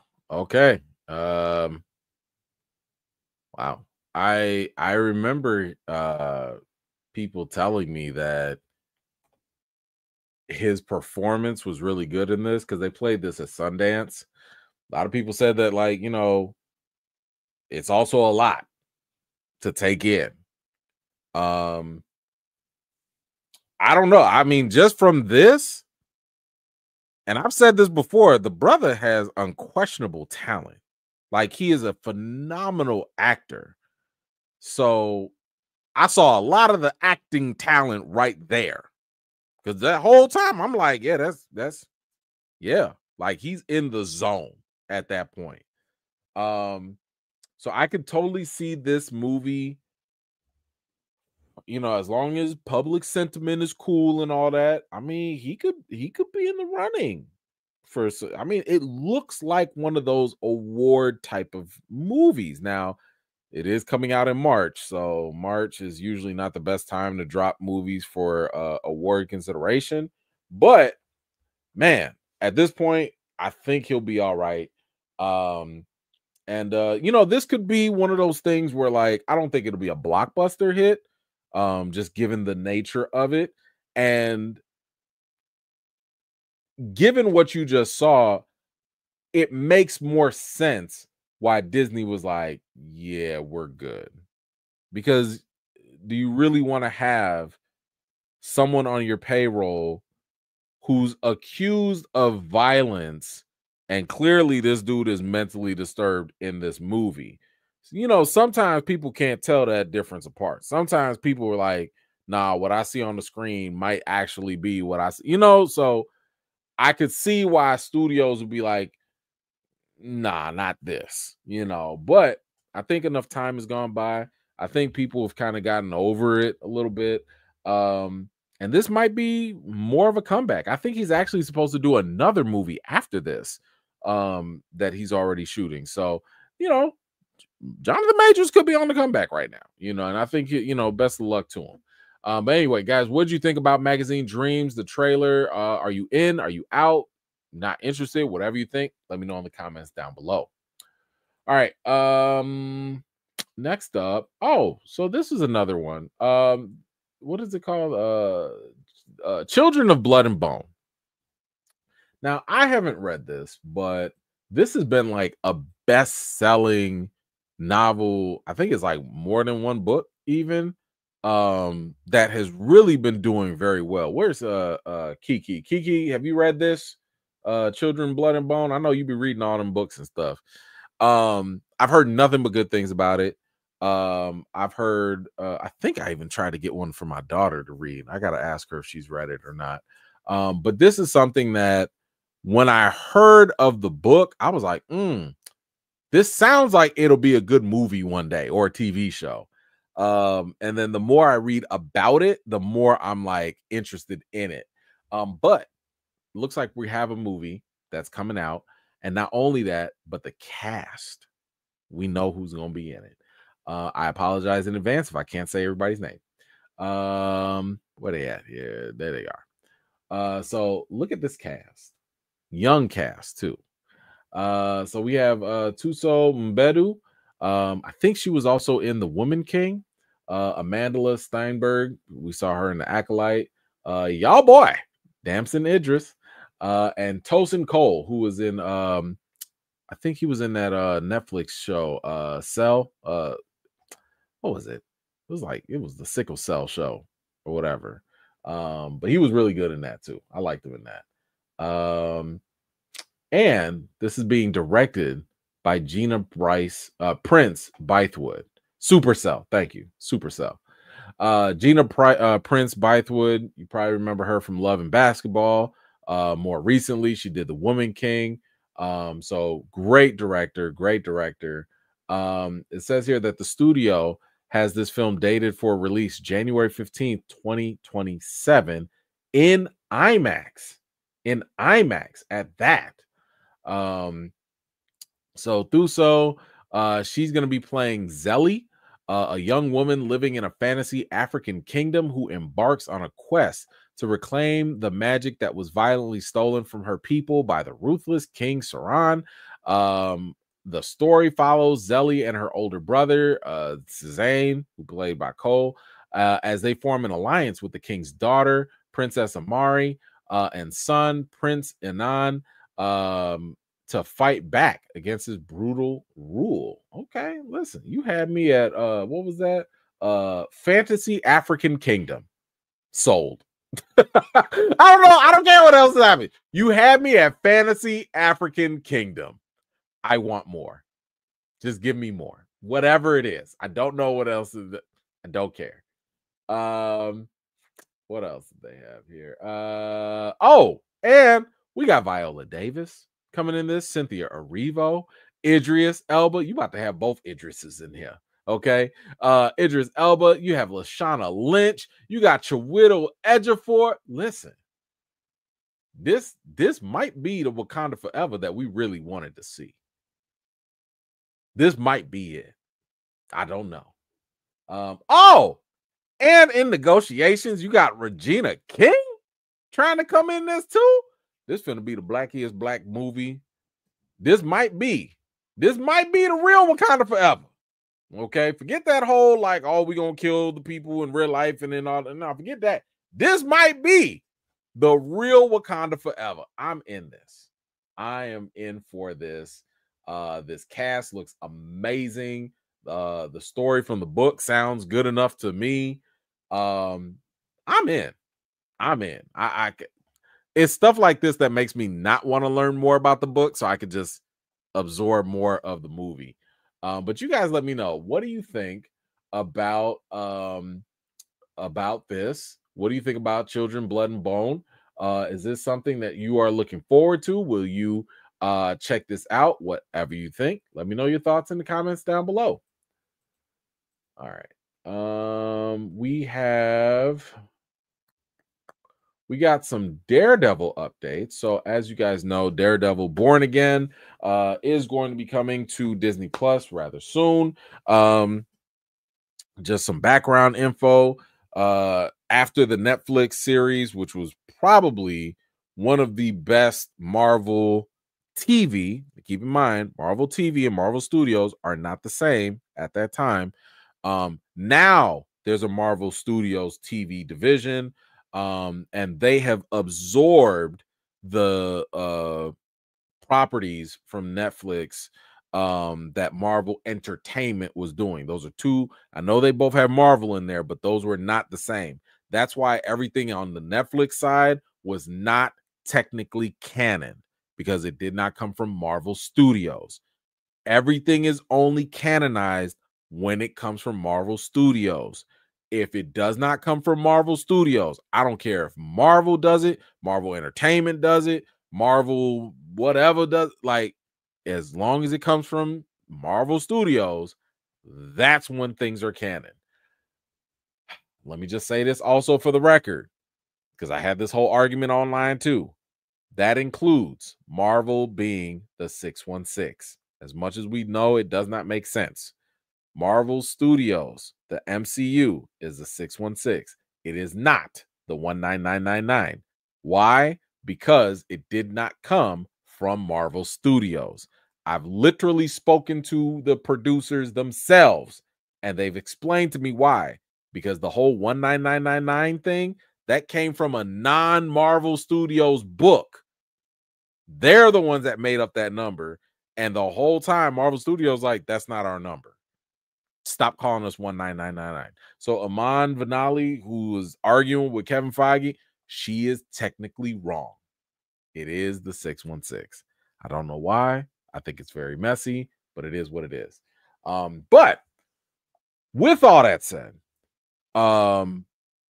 because they did not see a lot of conflict in the stories from the Netflix series, that's why we see those things crossing over. That's why now that they're under the MCU, now everything is canon, and they might pick and choose some elements of the story.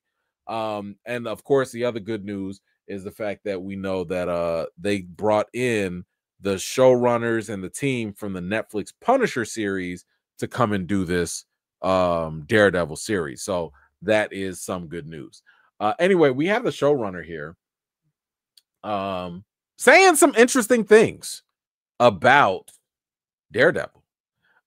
So what do they say here? First off, Dario, who's the showrunner, says that there is a violent action sequence in Daredevil Born Again that is straight out bat crazy and way farther past anything Daredevil ever did. It's absolutely earned. Oh, really? Okay. Because we all know one of the most famous aspects of Daredevil is the hallway scene. When we got that hallway fight scene, that changed the game. We was like, oh, we really, this is serious. This was a real show. It took the whole show to another level. So if you telling me, because this is what I'm interpreting, this is what I'm hearing. I'm hearing from you that you got something that's equal or better than the hallway scene. I'm here for it. I'm here for it. Thank you. I'm looking forward to it. I was already looking forward to this, but now I'm really looking forward to this. Now, this showrunner also said a little something else. And I will say it made me feel a little different. It says here that Daredevil Born Again showrunner Dario compares the show to the Penguin. He said here, we're even more grounded, even less stylized, even more rooted in here and now. I love the Penguin. We're a little faster, meaner, cleaner in our storytelling.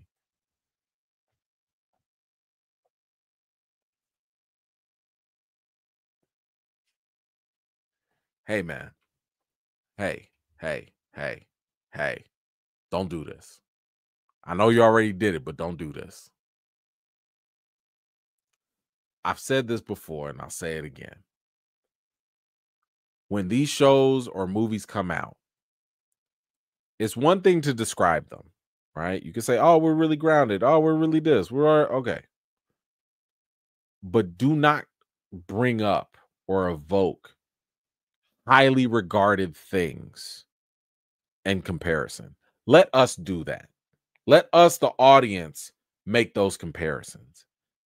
Because remember, and I know I will be jogging some people's memory with this, remember Kevin Feige and some other folks who were saying that Captain America, Brave and the Bold, had the tone and the feel of Winter Soldier.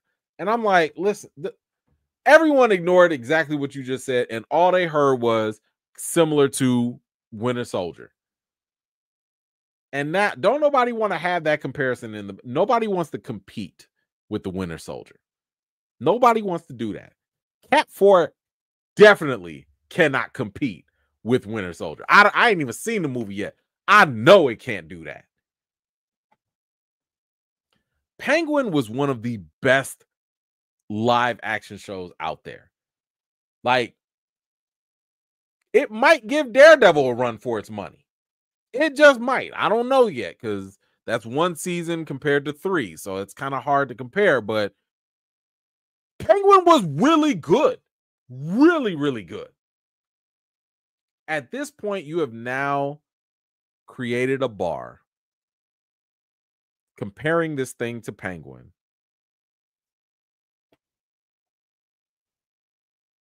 Good luck. Good luck. Because even if this was good, now that you're comparing this to Penguin, you have to be great. Like, you got to be a 9 and above.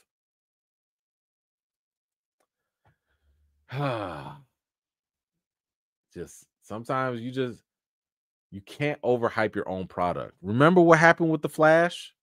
Remember when Zaslav and James Gunn was talking about how, this is one of the greatest superhero movies we've ever seen. And the test footage, everybody loves it. And then we saw the movie. Just don't overhype it. Like, if it's good, we'll let you know that. If it's great, we'll definitely let you know that. Just got to be careful with this. That's all. Anyway, guys, what do you think about these comments about Daredevil? Do you think that it can compete with the Penguin? Do you think it was wise to compare it? I don't know. He's seen it. Maybe he knows. Maybe it is. I don't know. Whatever you think, let me know your thoughts in the comments down below.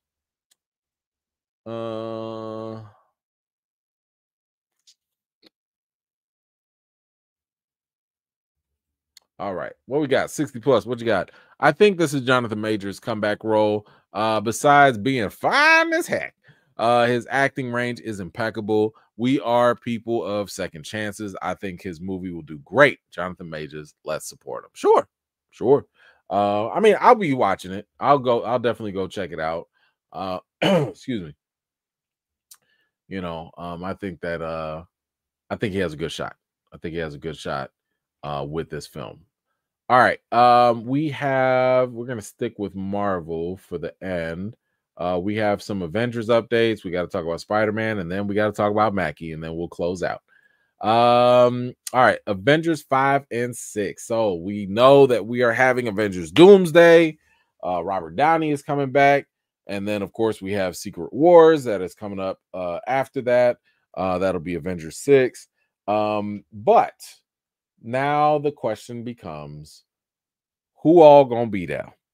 Right? That's the real question with Avengers 5 and 6. Now, the moment you bring back Robert Downey, the moment you bring back Hugh Jackman, you know at that point anything and everything is possible, right?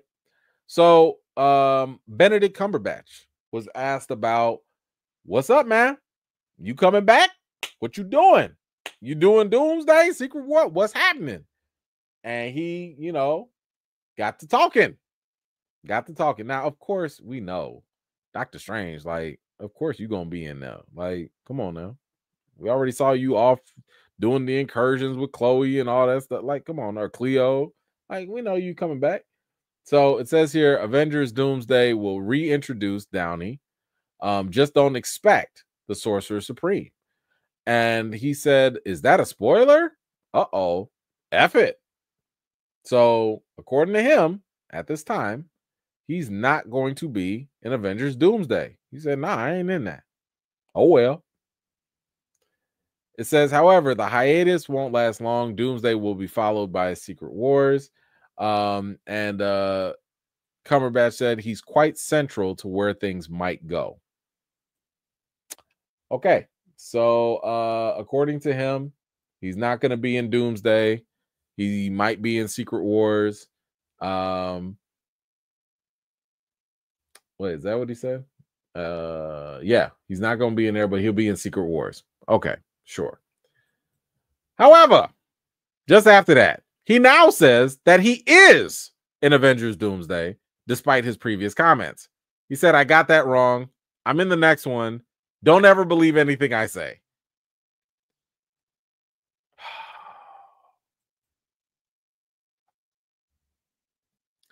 All this sounds like to me is that, yes, he, you know, might have gotten the movies wrong. He gonna die. That's all that sounds like to me. You said, oh, you gonna be setting a whole lot up. You gonna be doing all that, but you didn't say, oh, I'm gonna be in both movies. Oh, you'll see a whole lot of me. So you gonna be setting a whole lot up in Doomsday, but when it comes to Secret Wars, you're not gonna be there? He gonna die. He gonna die. I think he just got him confused. He's not going to make it into Secret Wars.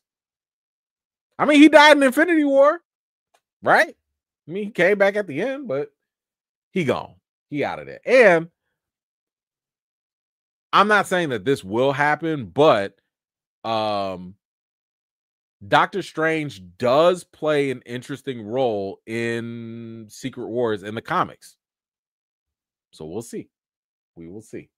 So speaking of people that might be there, everybody was like, okay, you're going to have to bring the whole gang back now. You know, Downey's back. Shoot, go ahead and bring Widow back. Listen, if you're going to bring all them back, you're going to have to bring Steve Rogers back. We all know. Listen, did y'all see the body? I didn't see no body for Chris Evans, for Steve Rogers. He could actually be on the moon. I think he actually is on the moon. You know, that's what I said in one of my last theories, but I think he is on the moon. But the question is like, yo, what about Chris Evans? Is he coming back? Well, of course, y'all know people can't resist. They had to ask him, and he gave an answer. Chris Evans says he's not returning for Avengers 5 Doomsday. He said, yeah, no, happily retire. Cap, stop capping. Cap, why you capping? Stop it. Stop it, Steve. Stop it. Wasn't this man, didn't he just show up in Deadpool and Wolverine? I'm sorry. Have y'all seen any of Chris Evans' other side projects? Have they been successful?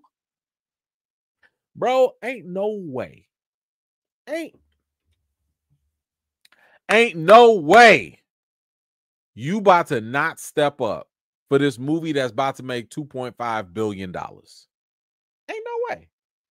Ain't no way. I refuse to believe that. I get it. You don't want to cause no confusion. We haven't even gotten Sam Wilson's movie yet. We haven't even gotten that Captain America yet. But you talking about some happily retired man? Stop it. I don't believe nothing he say. Nothing. So I don't know. What do y'all think? Do you believe that? Do you believe anything that they say at this point? Do you believe that Chris Evans will come back? Whatever you think. Let me know your thoughts in the comments down below. Let's see. Mike, what you got? First of all, he ain't the Sorcerer Supreme anyway. This is facts. He's not. So maybe he was trying to be slick or just simply asking for a contract straight up. I mean, here's the thing. They need him. The MCU right now, y'all ain't even got no X-Men in there like that. Y'all ain't got no real big players. Y'all ain't got no T'Challa for real. Like, they need Doctor Strange right now to sell stuff. So somebody better sign that check somewhere. All right. Let us now go into the second to last. You guys probably heard about this, but is Spidey woke? Spider-Man, is he woke? Well, before we can talk about that, we have to talk about the fact that Your Friendly Neighborhood Spider-Man, the animated series, it has released. It is currently on Disney Plus. I was able to watch the first 2 episodes. I don't know why Disney didn't want to give out screeners to everybody. I don't know. But it's all right. It's okay. I am not a fan of the animation. I do not like it. I don't like the Daria meets comic book live motion type of. It does not work for me. And I think I've also talked about how I don't agree with the idea for Marvel Animation to constantly change the animation style for every single property. I think that, at some point, think of like what WB did with Batman the Animated Series, with Superman, Justice League Unlimited. They kept that animation really similar. So I do find value in that. Now, again, animation, it's art. Art is subjective. That's just my personal preference. I'm just not a fan of that style. But the story so far, it's okay. I've watched the second episode, so I like where it kind of ended off. That was interesting. So I'm interested to see where this goes. But that's not even the news. Part of the news here is the fact that apparently Marvel loves this. Like, Marvel thinks that it is so good that they already are green lighting this thing even more. We haven't even gotten the end of season 1 yet, and they've already renewed it for season 3 on Disney Plus. All of the scripts for season 2 are done. Animations and stuff are halfway done. So as we know, animations takes a while, but they are already hard at work with it. So okay, cool. They believe in it. That's fine. However, we got to talk about Spider-Man. So, as I'm sure you've heard, we've had a nice little run of people saying spicy things in the last week, coincidentally. Seems like there's a shift in society or something. I don't know. But Hudson Thames, he is the voice actor for Spider-Man in Your Friendly Neighborhood Spider-Man. He was interviewed recently, and he said some things that kind of got people talking. And I wanted to kind of go over what he said. And and we can talk about it. So here he is being interviewed, and he said here, you know, I thought that it was awesome. I mean, my biggest fear about playing in this, my biggest fear was that it was going to be annoying and woke, and it wasn't. And I was like, yes, this is great.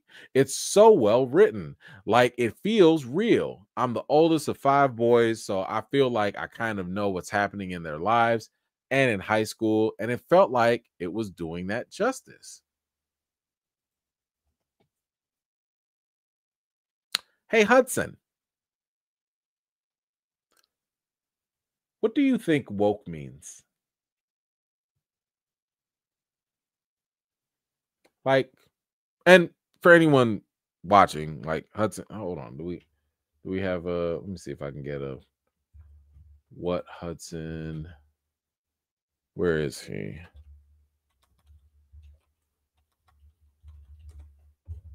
All right. This is Hudson. That's Hudson. Okay? Just to give you a little context. I'm very curious as to what Hudson believes woke means, because I know what it's supposed to mean. I know what it used to mean, but I also know how it's being applied nowadays only by certain people. Now, shout out to Adam Blevins, who wrote this, who did this article, because he followed up right after this with what that means. And he said, woke is a term which is more often than not used as a dog whistle, in other words, like a silent little calling, for racism and sexism in entertainment fan bases. So in other words, when you hear people talking about movies or TV shows that are woke, that usually means that they have a problem either with the women or the women of color or just people of color. That's what that means now. It means we don't like this diversity. We don't like this inclusion. We don't like this equity. Now, I have always said that if that's how you feel, I just want you to say that out loud, right? Let's not cover it up with the word woke. Let's not do that. Let's not play games. Be honest. What is the opposite of diversity? Uniformity. So you only want to see one type of person? What is the opposite of equity? In case you did not know, equity is fairness. So if you don't like equity, that means you want unfairness. Okay? If you don't like inclusion, what's the opposite of inclusion? It's exclusion. So if you only want one type of person to have an unfair advantage and exclude everyone else, what are you really saying logically? So I'm very curious what Hudson really believed was so woke that he was so afraid of jumping into this. Now, if you've watched the first couple of episodes, I would say that this movie or this TV series, it looks pretty, they shake a lot of stuff up. A lot of characters are not the way that they traditionally look. I would argue that they actually look like New York. If you've been in New York, there is no oneness of, it's a whole melting pot of people. There's a whole lot of different people. It's a salad bowl of people, all types, all religions, all cultures, all backgrounds, gender, all of that. That's what I saw in this show. So I'm still very curious, what exactly was he afraid of? So in the article, it goes on to say that the showrunner, Jeff Tramiel, who is a black man, by the way, eloquently spoke about bringing a new version of New York City to life one that is flush with representation that accurately portrays the many different cultures in one of the biggest cities on earth. And I think they did that. I think they accomplished that. So again, that was what you saw in the script. What were you afraid of? Now, here's something I don't like. The showrunner was later asked, I think it was on a Reddit, Ask Me Anything. Somebody asked the showrunner, like, hey, Hudson said that the show was going to be annoying and woke, and he was afraid. What do you think about that? And this is what he answered. This is the showrunner talking. When he was asked about Hudson's comments, he said, ha, I love Hudson and didn't focus too much on what he said. I believe he simply misspoke. And I know that's been weighing on him.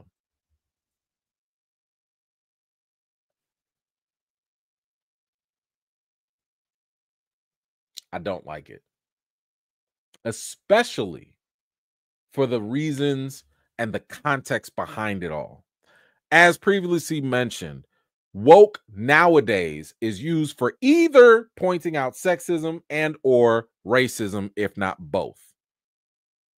I feel very uncomfortable with a black man who's in a position of power because he's the showrunner trying to cape for this actor who is using this dog whistle for the same term that would in other contexts be derogatory towards you.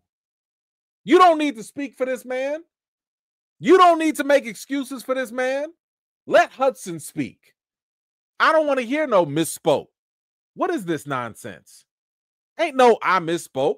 That's like saying that that other lady, you know, on the Netflix thing who's talking about Hitler only had an opinion about the Jews. Oh, well, you know, she only misspoke. No. You said what you said. Stand by that. And if you didn't mean it, say something else and clarify yourself.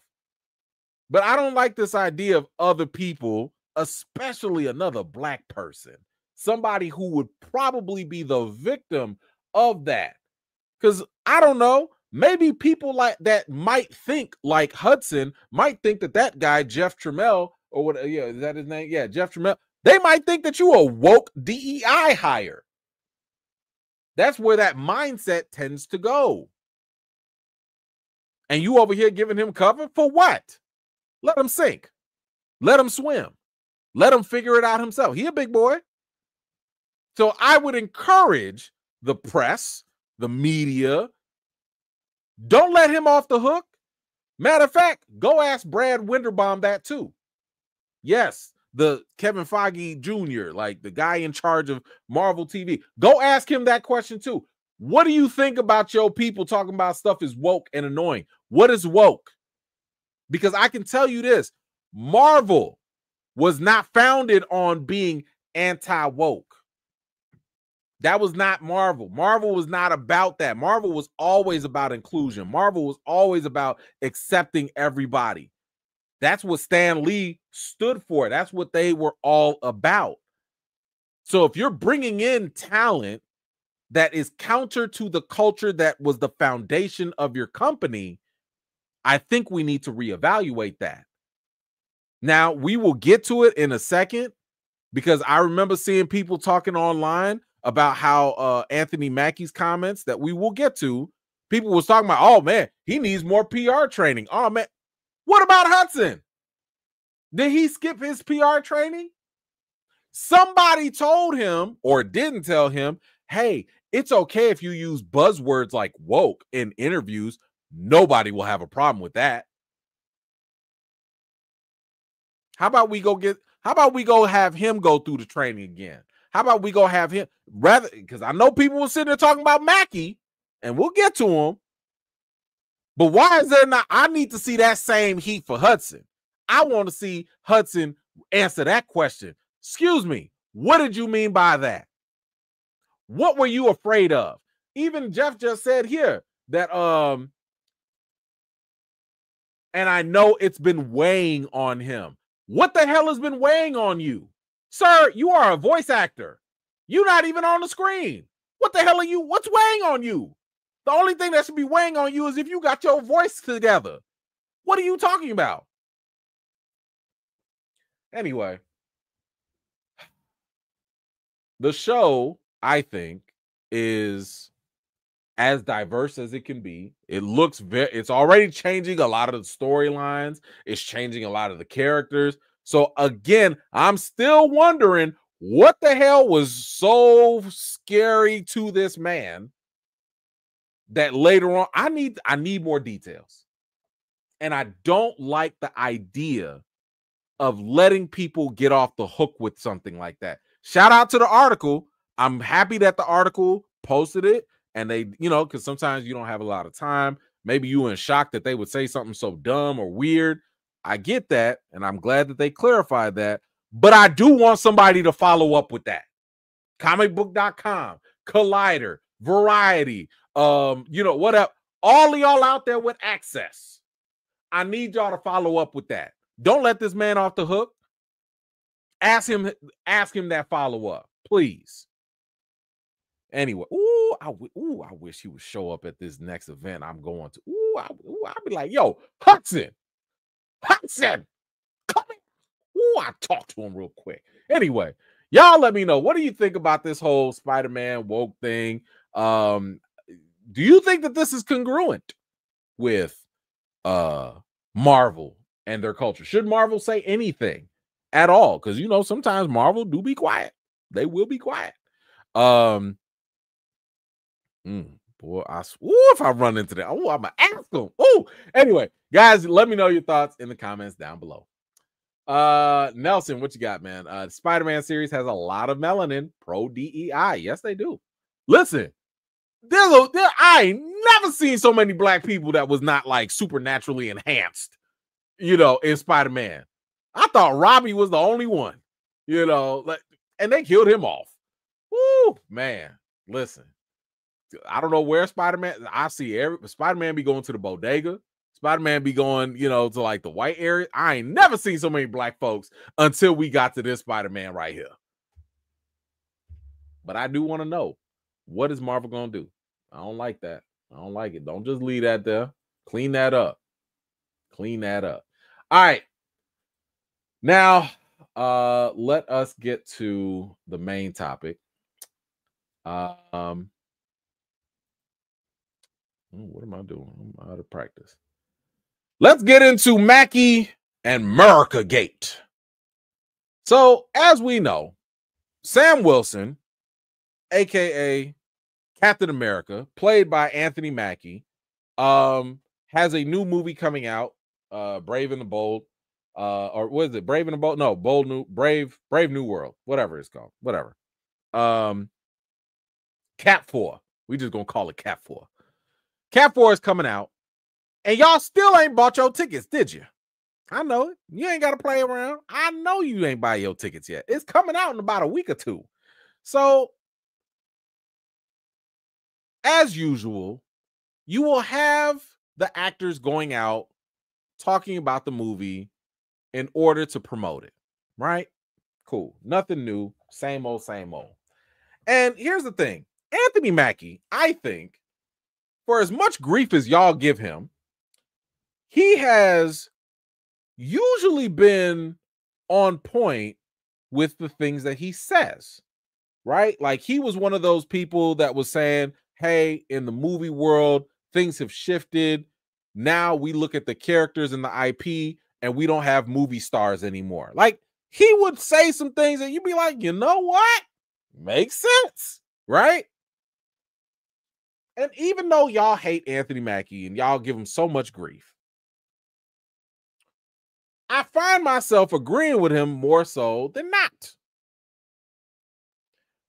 And recently, he was out there talking about Captain America, and he was catching a whole lot of heat. And I was sitting there like, here's the thing. I saw what he said, and I just dismissed it. I was just like, whatever. He's just talking about whatever. Talking about his movie. But man, the internets got mad. I mean, big mad. I was like, golly, what y'all mad for? Why are y'all? What did he say that got y'all so messed up? So let's go ahead and play the clip of what he was talking about. And I wanted to kind of go through it. And just, let's kind of figure out whether this is justified anger, or what. Let me get that here. Got it. Okay. For me, Captain America represents a lot of different things, and I don't think the term, America should be one of those representations. Like, it's about a man who keeps his word, who has honor, dignity, and integrity. Someone who is trustworthy and dependable. It's kind of, this is kind of like an aspect of a dream coming true. When I was a kid, all of us as actors, I believe, want to get back to that day before someone told you no. When you look out your door and you see a 5-year-old kid with a stick and he's slaying dragons to save the princess in the tower, that kid really believes there are dragons out there. That stick is really a sword and he's really trying to save that princess. And then one day somebody told him, no, there are no dragons, that's not a sword, and that princess is not there. And all of his little dreams were dashed. So, as an actor, I feel like our job is to get back to the day where we see that dragon and we slay that dragon to save that princess. And that's kind of what this movie was for me. For me, Captain. So, clearly, Anthony Mackie hates America. Clearly, Anthony Mackie is not a patriot. He does not like this country. He doesn't like anything, blah, blah, blah. This is the stuff that I heard. All on the internet. Oh my gosh. How could Anthony Mackie say something like this? Oh my gosh. If he hates this country, maybe he should go back to where he came from. Y'all know the type. And, I was sitting here really thinking about what exactly he said. And this is and here's the thing. I actually went and listened to other YouTubers. I read comments, because I really wanted to understand where people were coming from with this critique against him. So one of the things, let me highlight it here for you. As I'm sure you guys saw or understand, it was this term right here. It was this phrase right here. Captain America represents a lot of different things. And I don't think the term, America should be one of those representations. Okay, so let's dissect this. From what I could surmise, a lot of people have taken what he said and they have latched on to the fact that America, they thought that Anthony Mackie was sneak dissing America. They thought that he was basically throwing America under the bus, right? Now, I've told you guys that in my past, I went to seminary school, and one of the things that I had to learn in seminary school, I had to do obviously you're studying religious scriptures and stuff like that. I had to learn hermeneutics. Hermeneutics is basically a fancy word of saying how to interpret the Bible, right?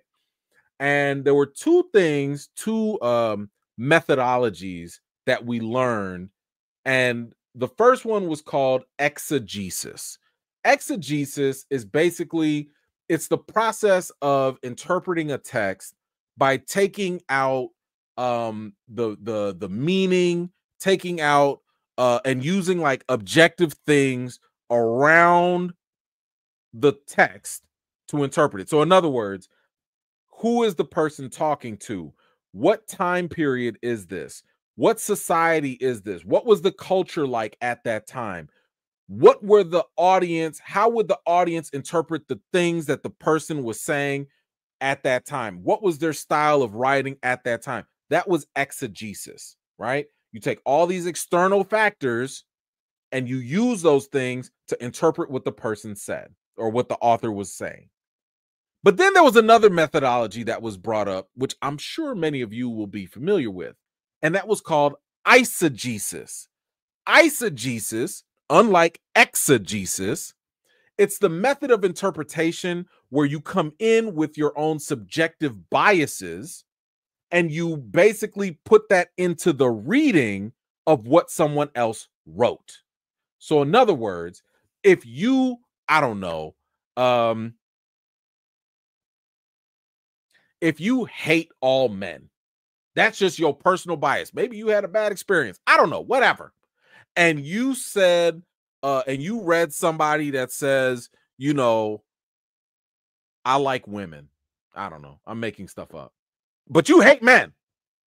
And you read that statement that says, I like women. You can sit here and be like, you know what? This person really meant that they hate women, because if they really liked women, they would say that they love women. But you see how I'm taking that personal bias and I'm putting it into this, and that's not what the person said. And I believe that's what's happening here. I believe some people were doing eisegesis and they were looking at what Mackie said and completely took him out of context and did not understand it. Not to mention, because here's the thing. What some people are implying, and I'm going to try and break the logic down, maybe a little bit. We'll see if I can do it. I think what people were doing were they were projecting what they believe is how people should view America, and then they were implying that to also mean that's what Captain America should represent. However, here's the problem. That's not what Cap represents. Cap has never represented America. And I'm talking about the comics. I'm talking about the movie. That has not been the case. Yeah, he walks around with the red, white, and blue. We know that. But that's not what that's not even why he was chosen. Do y'all remember when the scientists picked Steve? Steve literally in the first Avenger, he sat down and was like, man, why me? Why did you pick me of all people? And he told him a whole story about the Nazis, told him a whole story about the Red Skull. And at the end of it, he was like, I chose you because you, just to summarize it, you have to be a good man. Because the super serum, when it gets inside of you, it's going to basically enhance all the things that are wrong with you or right with you. So ideally, and this is what makes Cap so special, by the way, Steve Rogers, you have to be a good person.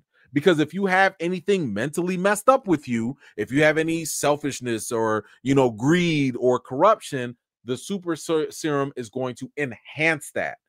By the way, that's why Bucky can't be Captain America, because he's mentally unstable. So for all of y'all that are like, man, why can't Bucky be the Cap? That's why. He's been brainwashed. He's damaged. He cannot be Captain America.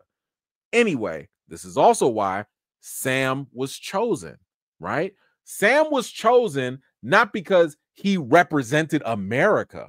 He was chosen because he was a good man. Remember, he served his country. Remember, he was helping other veterans that were in trouble. Remember, he put his life on the line to protect and serve other people. That is what is Captain America. That's Captain America. So in other words, Captain America does not represent America. Captain America is the embodiment of the American dream. Captain America is what America wants to grow up to be one day.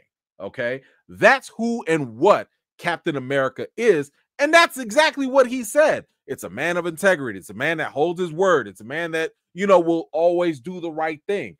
And just in case we've got a couple, let's say, far right folks on here. And listen, everybody's welcome. Let me help you with your own logic that does not add up.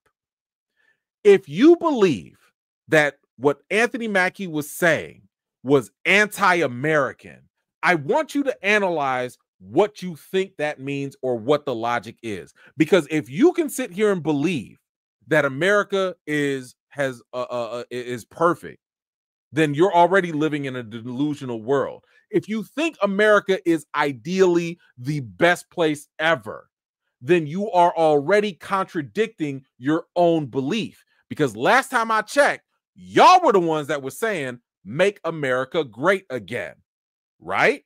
So if you had to make America great again, does that not imply that at some point America was not great? Does that not imply that at some point America took a step down? Does that not imply that at some point, America was doing some things or was something that it was not believed to be? In other words, America is not perfect. And we know that. We know that. Okay? We know that. Some of y'all don't want to admit it, but America's not perfect. It does not mean that just because you criticize it, that you hate it. Okay? Because a lot of people that put their blood, sweat, and tears into this country, they, I think, earn the right to criticize it. Damn it, if you pay taxes, you deserve the right to criticize your own country. Okay? I criticize a lot of things that I love. So Mackie was not doing anything wrong here, in my opinion. And I think he was just being very consistent with the actual character. Matter of fact, I'd even take it a notch higher than that. If y'all had a problem with what Anthony Mackie said about the MCU version, then y'all just need to hurry up and say that you hate the other Cap too. Because this other Cap, what did this man say? Look at the bottom left. Well, I say America is nothing without its ideals. Its commitment to freedom of all men. America is a piece of trash. Was that Cap? That was Cap. Hold on, let me go back. That was Cap, right? Yeah, that was Cap. Cap has been going against the country and the government of America whenever it goes off the rails. Why? Because Cap is a representation and an embodiment of the dream that America wants to be. He is not America. Don't let the semantics fool you. He is what America is always striving to be. In other words, America should represent him, not the other way around. America should try to be like Cap, not the other way around. And it's ironic and funny that if you read the comics, this is exactly what happened with Sam Wilson. All this hate, Sam Wilson is anti-America. Woo! Sam, hand in your shield. Not my Captain America. Cap versus the Constitution. Cap hates America. Bro, some of y'all was telling on yourselves. Matter of fact, how about we take it another step further? Let's take it another step further. Because something tells me that some of this outrage is manufactured. Something tells me that this is just not consistent. But let me see why that is. Because I know some of the people, we won't talk about why, don't like Sam Wilson as Captain America for what he just said. I've heard some people say, well, now I'm not going to watch the movie. My question for y'all is, why did you still go see the first Captain America movie when Chris Evans was saying this too? When asked about being draped in the American flag for Captain America, the first Avenger, Chris Evans had this to say: I'm not trying to get too lost in the American side of it. This isn't a flag-waving movie. It is red, white, and blue, but it just so happens that the character was created in America during wartime when there was a common enemy. In other words, he's only Captain America by name, and it was by circumstance. Oh, he has more to say too. It feels more like he should just be called Captain Good. Explaining that while Cap dresses in the American flag, the character's creation was rooted in opposing undeniable evil rather than promoting nationalism. And I need y'all to understand that. All the people that I've heard criticizing Anthony Mackie's comments, what you're really doing is proposing and projecting nationalism, which is not American. Nationalism, even though it might sound good, that's not the same, okay? We are not nationalists. We can be patriots. We can love our country, but we are literally founded. The country was literally founded on the principle of disagreement. We disagreed with the queen. And then y'all came over here. Y'all displaced a lot of people. Y'all enslaved a lot of people. But y'all came over here based off of disagreement and democracy. It was never about, all right, everybody got to say the same thing, walk the same, talk the same, look the same. No, that's not what America has been founded on. That's not how we're supposed to operate. That's not the end goal. So all these folks that have been mad at Mackie, you really need to check yourselves, because what you're doing is basically fighting for you're projecting the same thing that Captain America was actually fighting against back in the 1940s. The irony is kind of crazy. Oh, and let's go on a little more background. Joe Simon and Jack Kirby created the character in 1940. They weren't simply designing a patriotic mascot. Cap is not your mascot. They were responding to the rise of fascism, in Europe, with Simon specifically choosing Adolf Hitler as the character's nemesis before America even entered World War II. The character's immediate success, selling over 1 million copies monthly, demonstrated that audiences connected with this mission of opposing tyranny, authoritarianism, dictatorships, fascism, rather than simply celebrating American superiority. Anthony Mackie was not wrong. Period. Not wrong at all. For those of you that are out there acting like, you guys are now doing, the ones that are anti, the ones that are hating on him, the ones that are trying to critique him, you are the ones that are revising history. You're the history revisionist right now. You're the one that's changing why Cap was created, what he represents, and what he's always stood for. You are changing the narrative, maybe because you changed. He hasn't.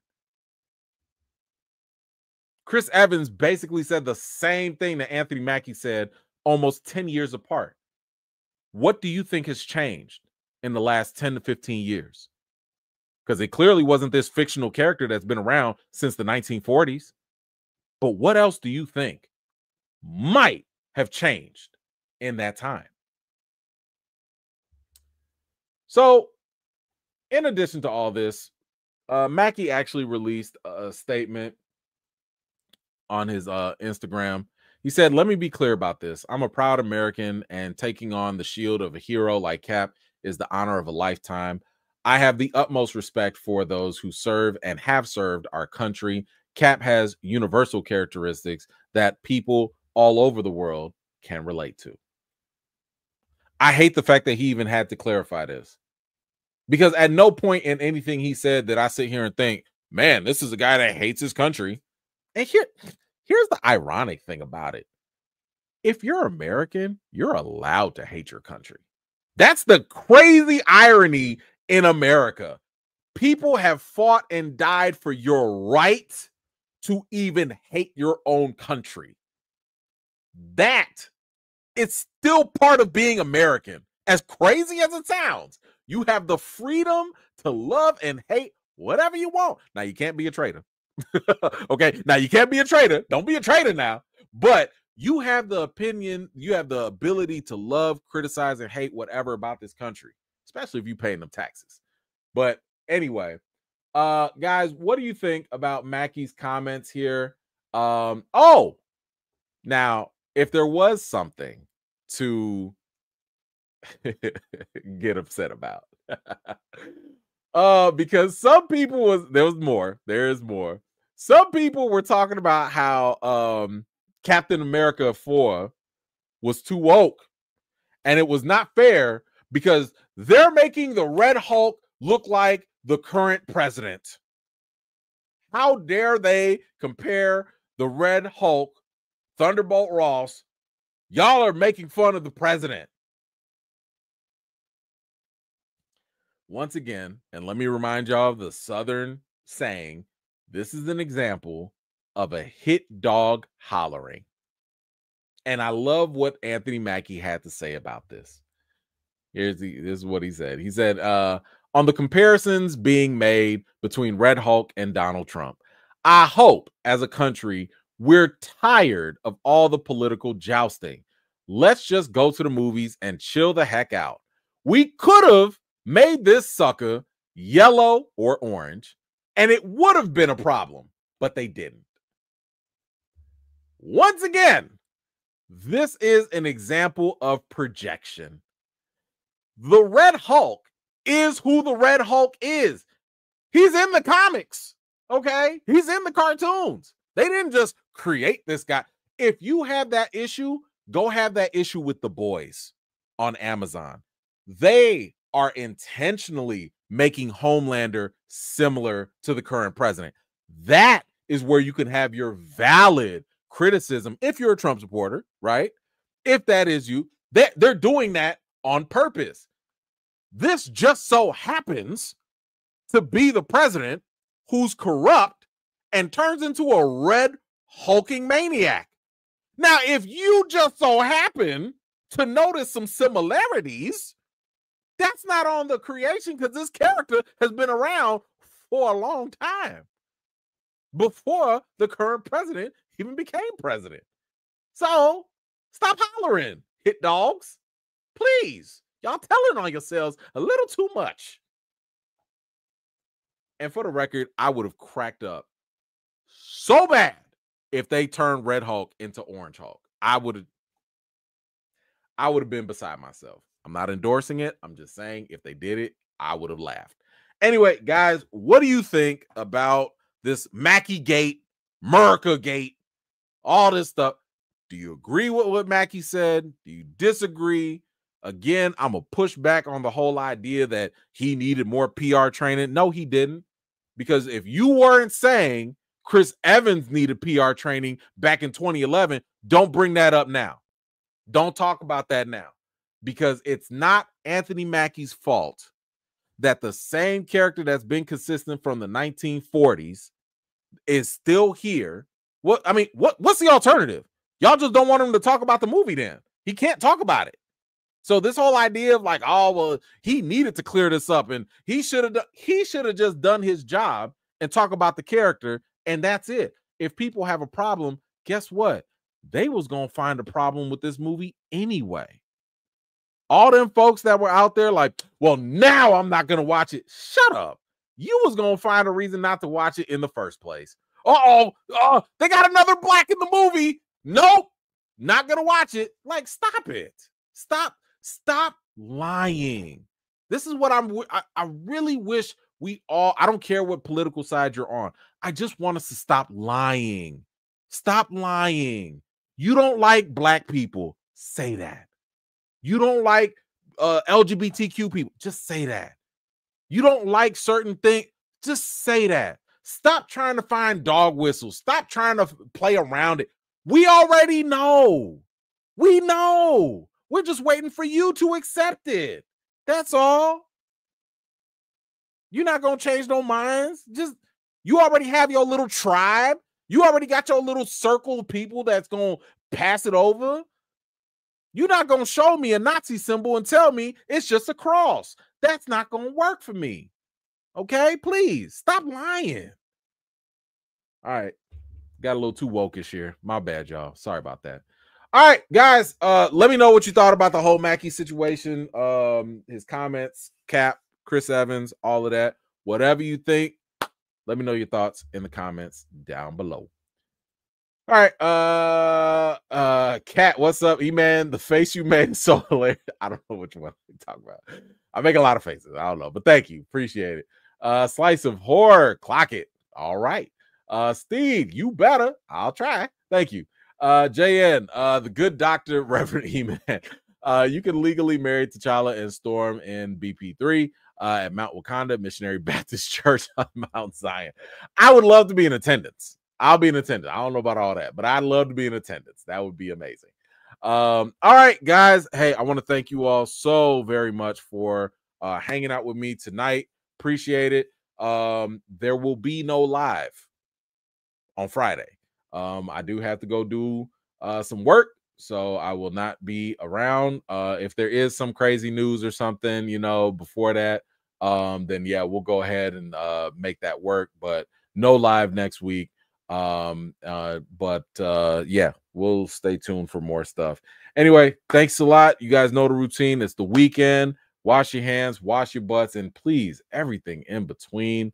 Until next time, I'll see you guys later. Peace.